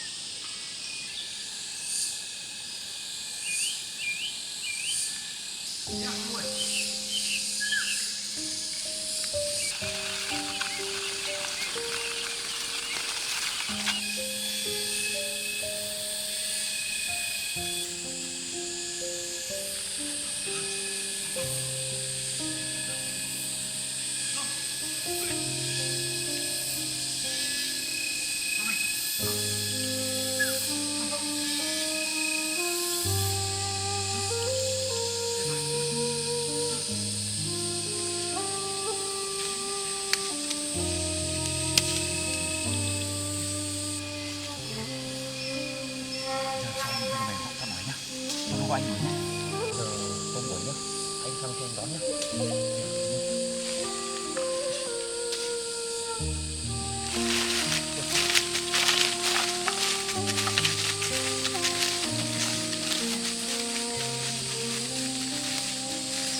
Không, không. Ôi, tắt cái đó bao nhiêu?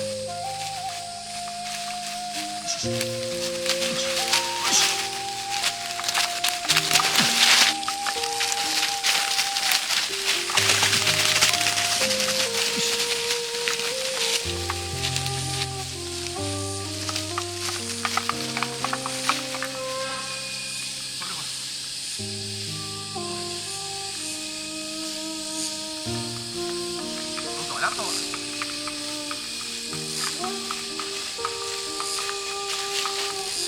Giỏi rồi đấy. Nó giỏi lắm. Mày bắt con của anh đuổi đấy. Mình bắt ra là hơi khó đấy.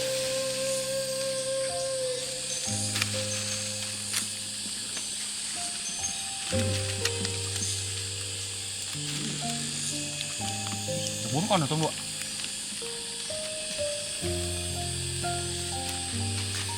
Em nghĩ là chắc là còn đấy, bởi vì là nó có ra nó đứng này thì đã đến mùa sinh sản của nó rồi. Đi trên xem tôm. Thế mà hôm nay chỉ lấy cái cây kia về để nó có này. Thôi mình đi đổi một con thích hơn nhỉ. Đi.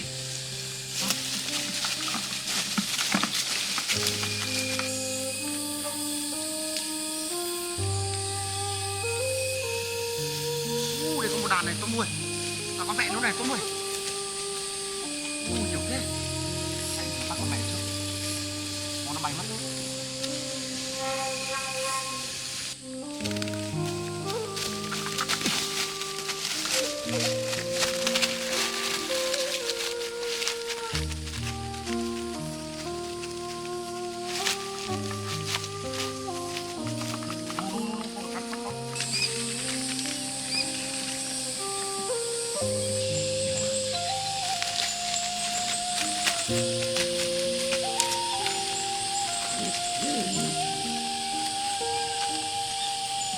Bắt con này, tôm nuôi. Có lắm tôm nuôi. Ôi.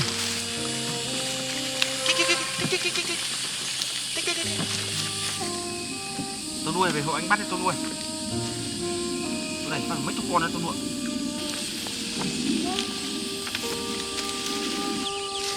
Nhiều thế nhỉ.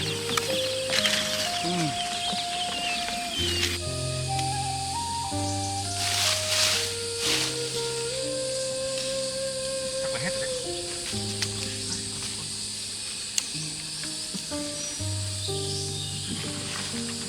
Đi tôm nuôi. Hết rồi. Không còn rồi. Lên trên tìm tiếp nào tôm nuôi. Đi. Hết rồi.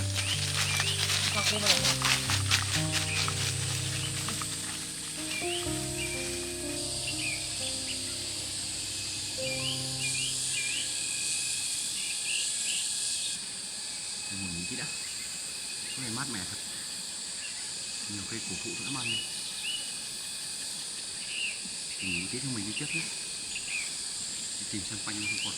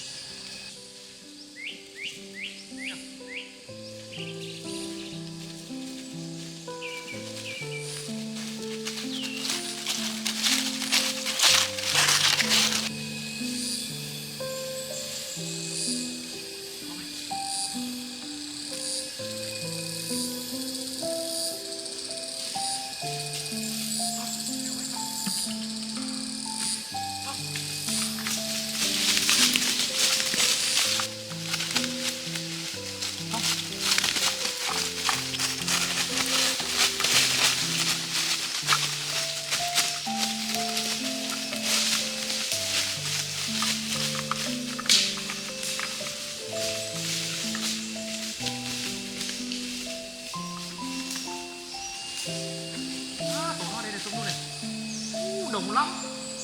Mấy chục con liền.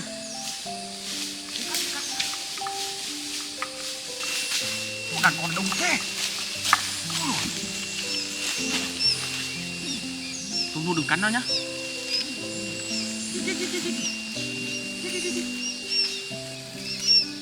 Ôi nó về với con mẹ nó này tôm nuôi.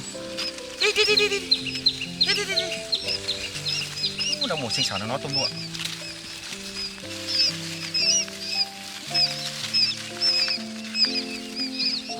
Chắc là nó đến tuổi đi ra ngoài rồi nên con mẹ nó mới bỏ ra tôm lụa.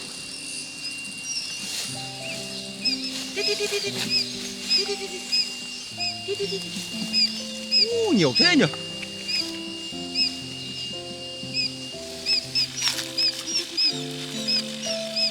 Nhiều thế.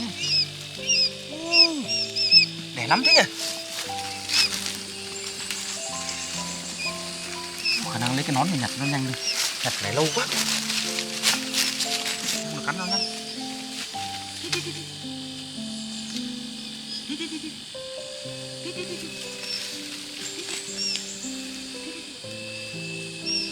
Nhiều thật đấy.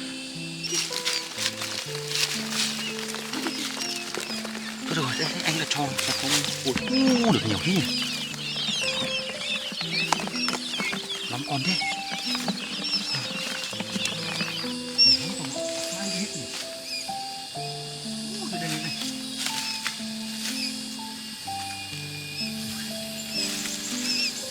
Đây là một đám này. Ui, nào được chưa? Mẹ tí đáng yêu thật đấy.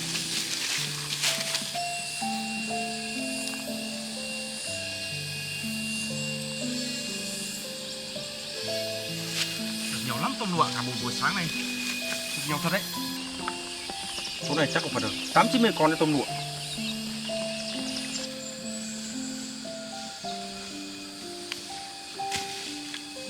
Chắc mình đi tìm một tí nữa tôm.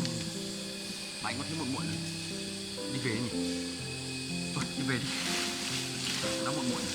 Sợ đi lâu quá về nhà gà vịt đói đấy. Chắc anh phải đi chợ một tí nữa. Đi. Về đi. Đi. Về đi.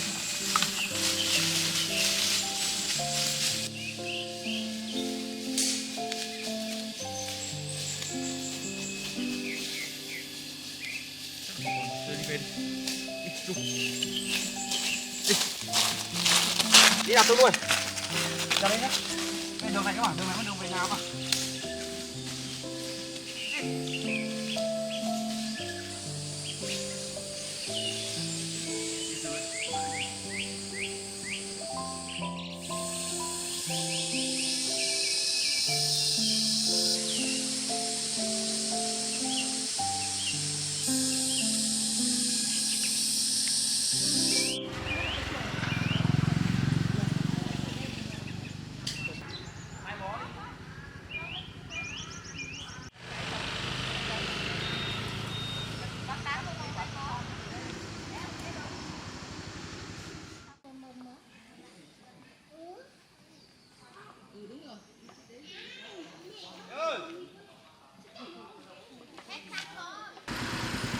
Rau đi.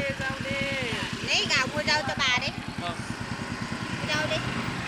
À mờ hôm nọ lấy ở đâu ấy?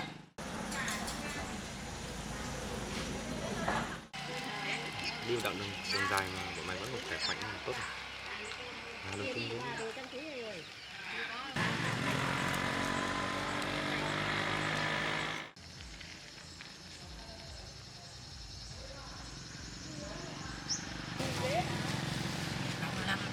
Chết rồi.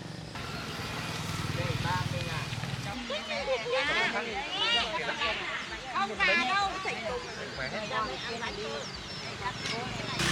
Được rồi. Chắc chừng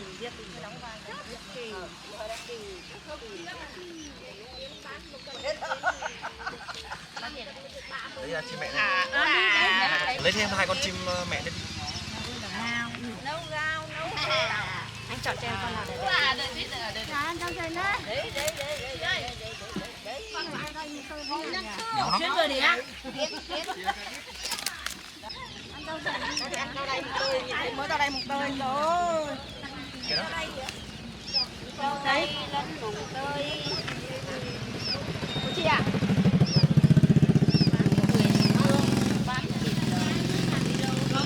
Cánh nó bay. Đang làm nhiều chưa mấy? Thanh Ân đâu gì?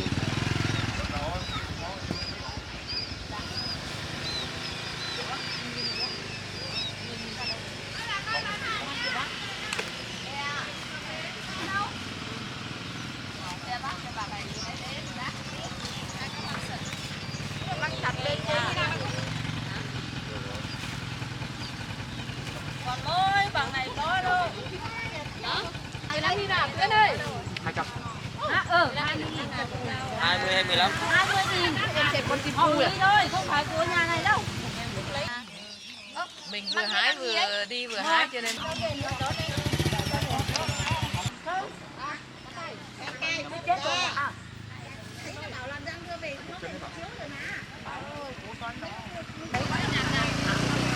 cái cho nàng 2 cái đó.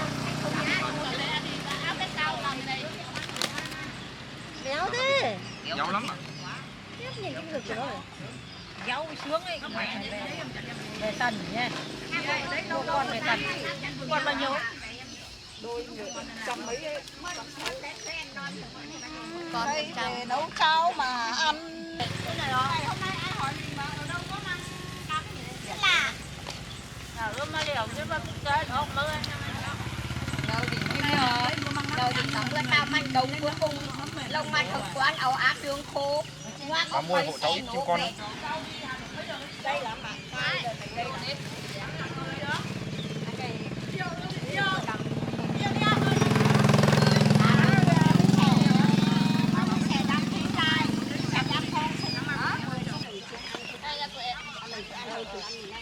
Được rồi bạn. Lấy cái gì? Có bông, không phải cho không?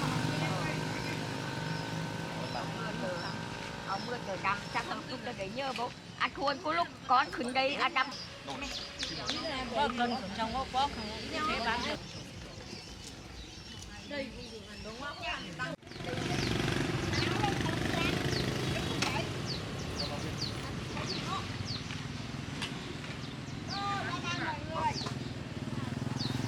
Bán là 100.000 một con đấy. Một đôi 200. Còn con này thì em cho đi theo mẹ luôn. Em không tính tiền cho con. Thế thì bán cho anh. Vâng vâng. Anh bắt từ rút mạnh bắn. Bắn chân mục luôn. Cho tôi bóng treo xe thoải mái nhá, về nhà. Nhà anh có gần đây không? Bóng nó chạy mất. Chạy đi gào anh ạ. Từ em lấy tôi bóng. Đó anh ạ. Nhiều loại đâu. Đây, còn này to đùng luôn.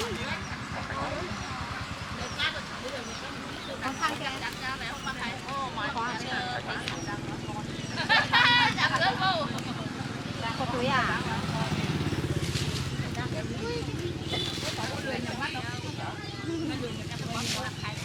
Đấy, bán rẻ thì cái này, cái túi này là 50.000. Cái nặng 50.000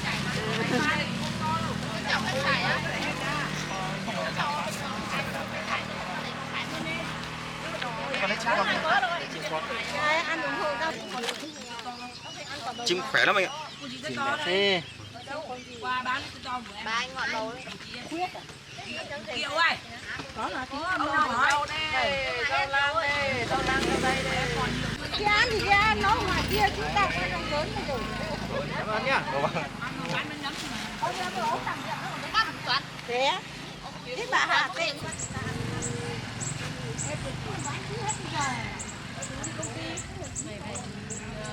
Bôi nhọn nồi vào mặt tí nó mới đúng kiểu.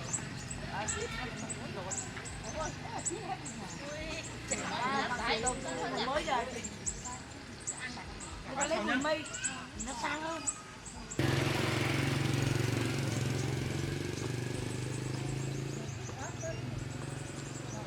Ôi ngọt ươn một lúc ở dưới ngọt thật đấy. Còn mà chung ngọt không được.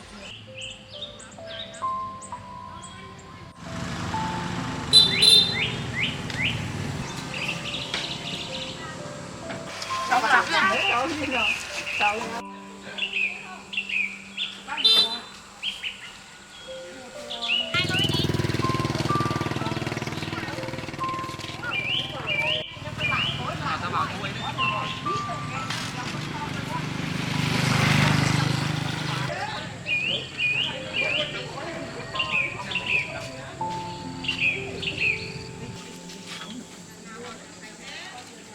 Không người đi một con người liều cả không nhớ đến.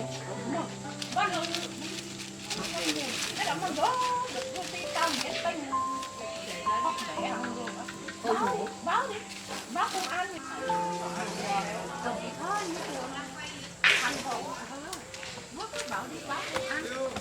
Bên em tấn em mà.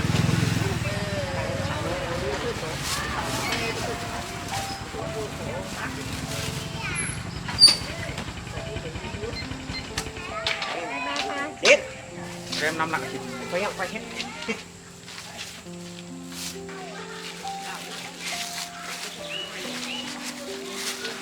Hoa hành cho mu.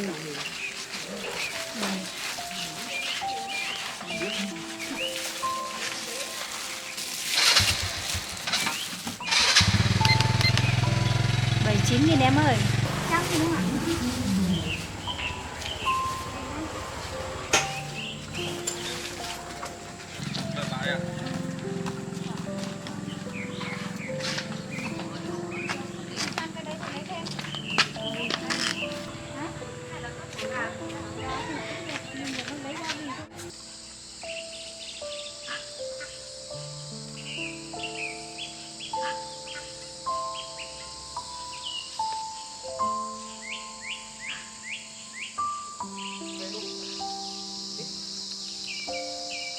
Đón anh à? Mày chơi với lũ lũ. Đi nào. Về cho mày ăn chậm.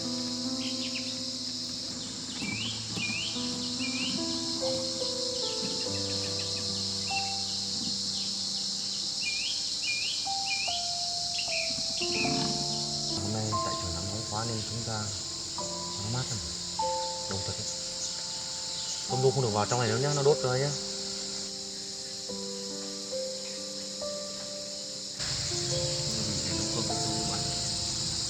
Đi đâu rồi nhỉ? Không thấy ra đón mình nhỉ?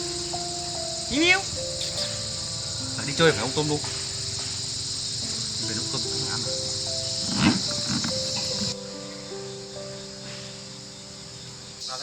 ต้มrồiต้มluôn nằm từ ăn từ ăn thôi tiếp này từ ăn này học đấy chúng ta về chảo cái nào nhưng mà chơi ra đây cái này nấu cơm cũng về hơi pháo hết rồi nhá mình nấu cơm mẹ ăn này.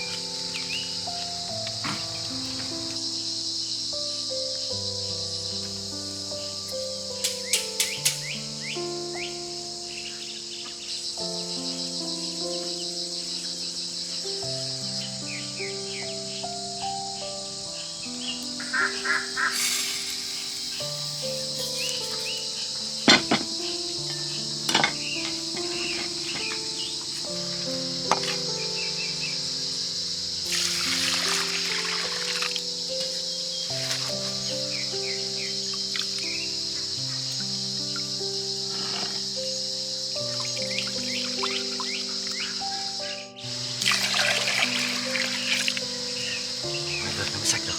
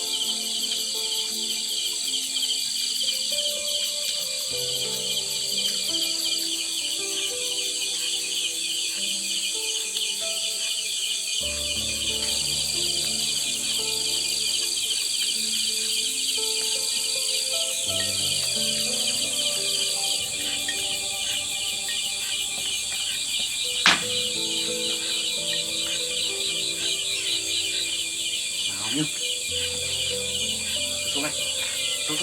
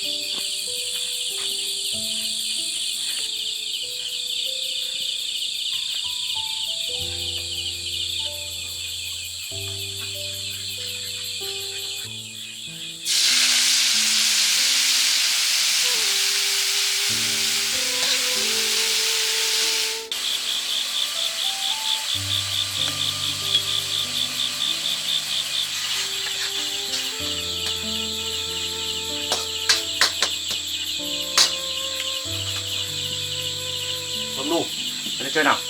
Tôm lu. Tôm, nói chưa? Nấu nốt cánh nấm xong ăn cơm nhé. Thế khổ quan là chín rồi đấy.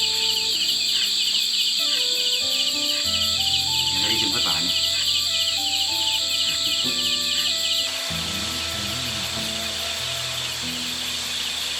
Chưa ra hả luôn. Cái nào anh bắt mà thì cái vào cổ tay mình vẫn cứng à. Đang lên thật đấy. Bây giờ tôi biết đi săn rồi, tôi cũng biết đi săn rồi. Có đừng đi đâu chơi xa nhé, sao đi lên rừng với anh thì đừng đi lung tung nhé. Lạc cả mất đấy, không tìm không về được với anh đâu.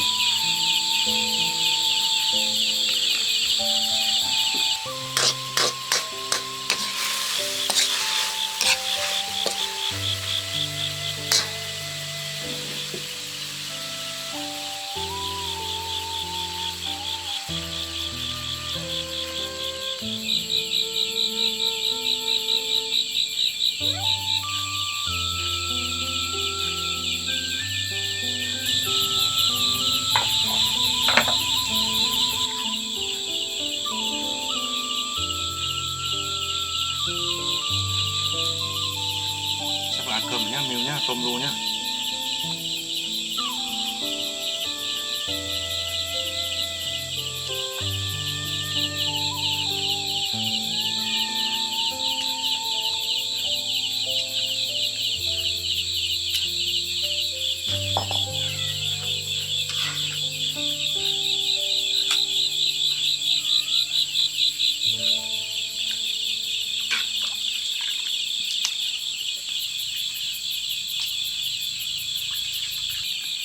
Nào chuẩn bị ăn cơm nào tôm nuôi. Ăn cơm này bác.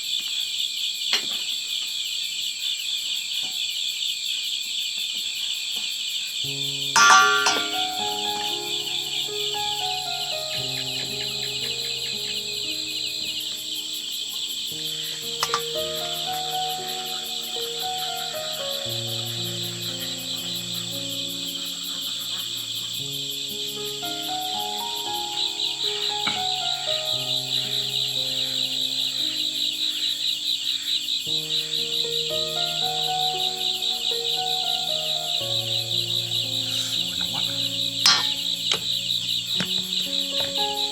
Ăn cơm đi tôm nuôi.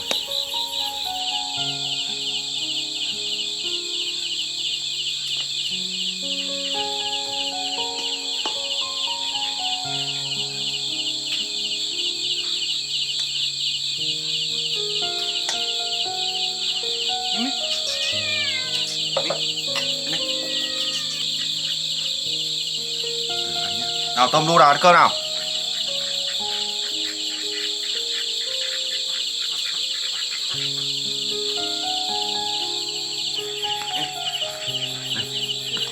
Không một tôm bên này. Ăn đi nhé.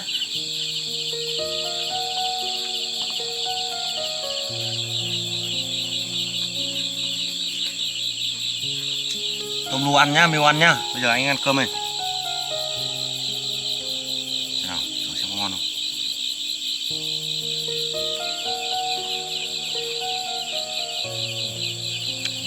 Tôm đu thích ăn. Hơi đắng một tí mà ngon.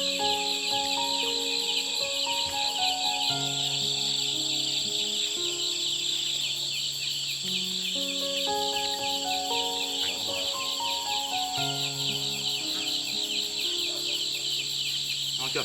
Tôm đu ngon chưa? Như từ ăn nhá.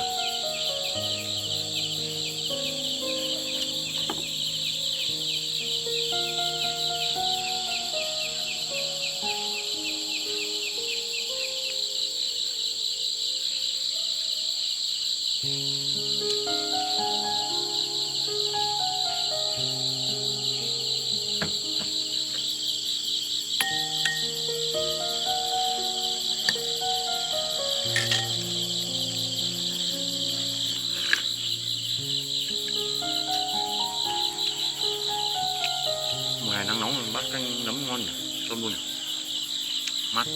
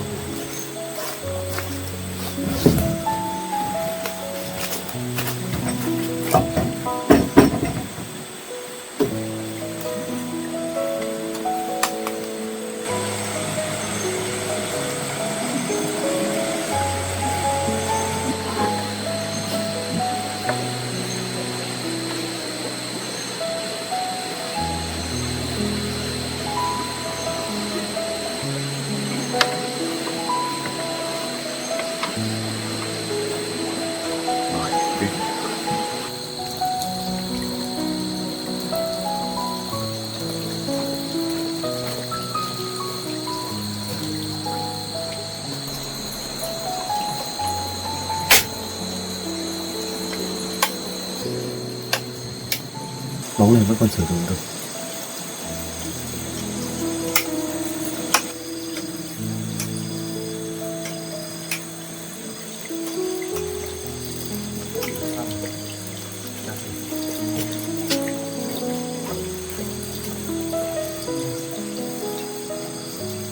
Món này chắc lâu này có bị chập hỏng.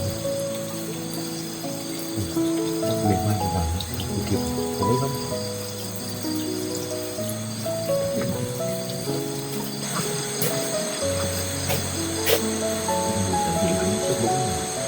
Không biết món này có tận dụng được không? Không được thì mình sẽ tận dụng luôn trong cái bếp của mình. Vẫn còn sáng, cái bóng vẫn còn tốt này.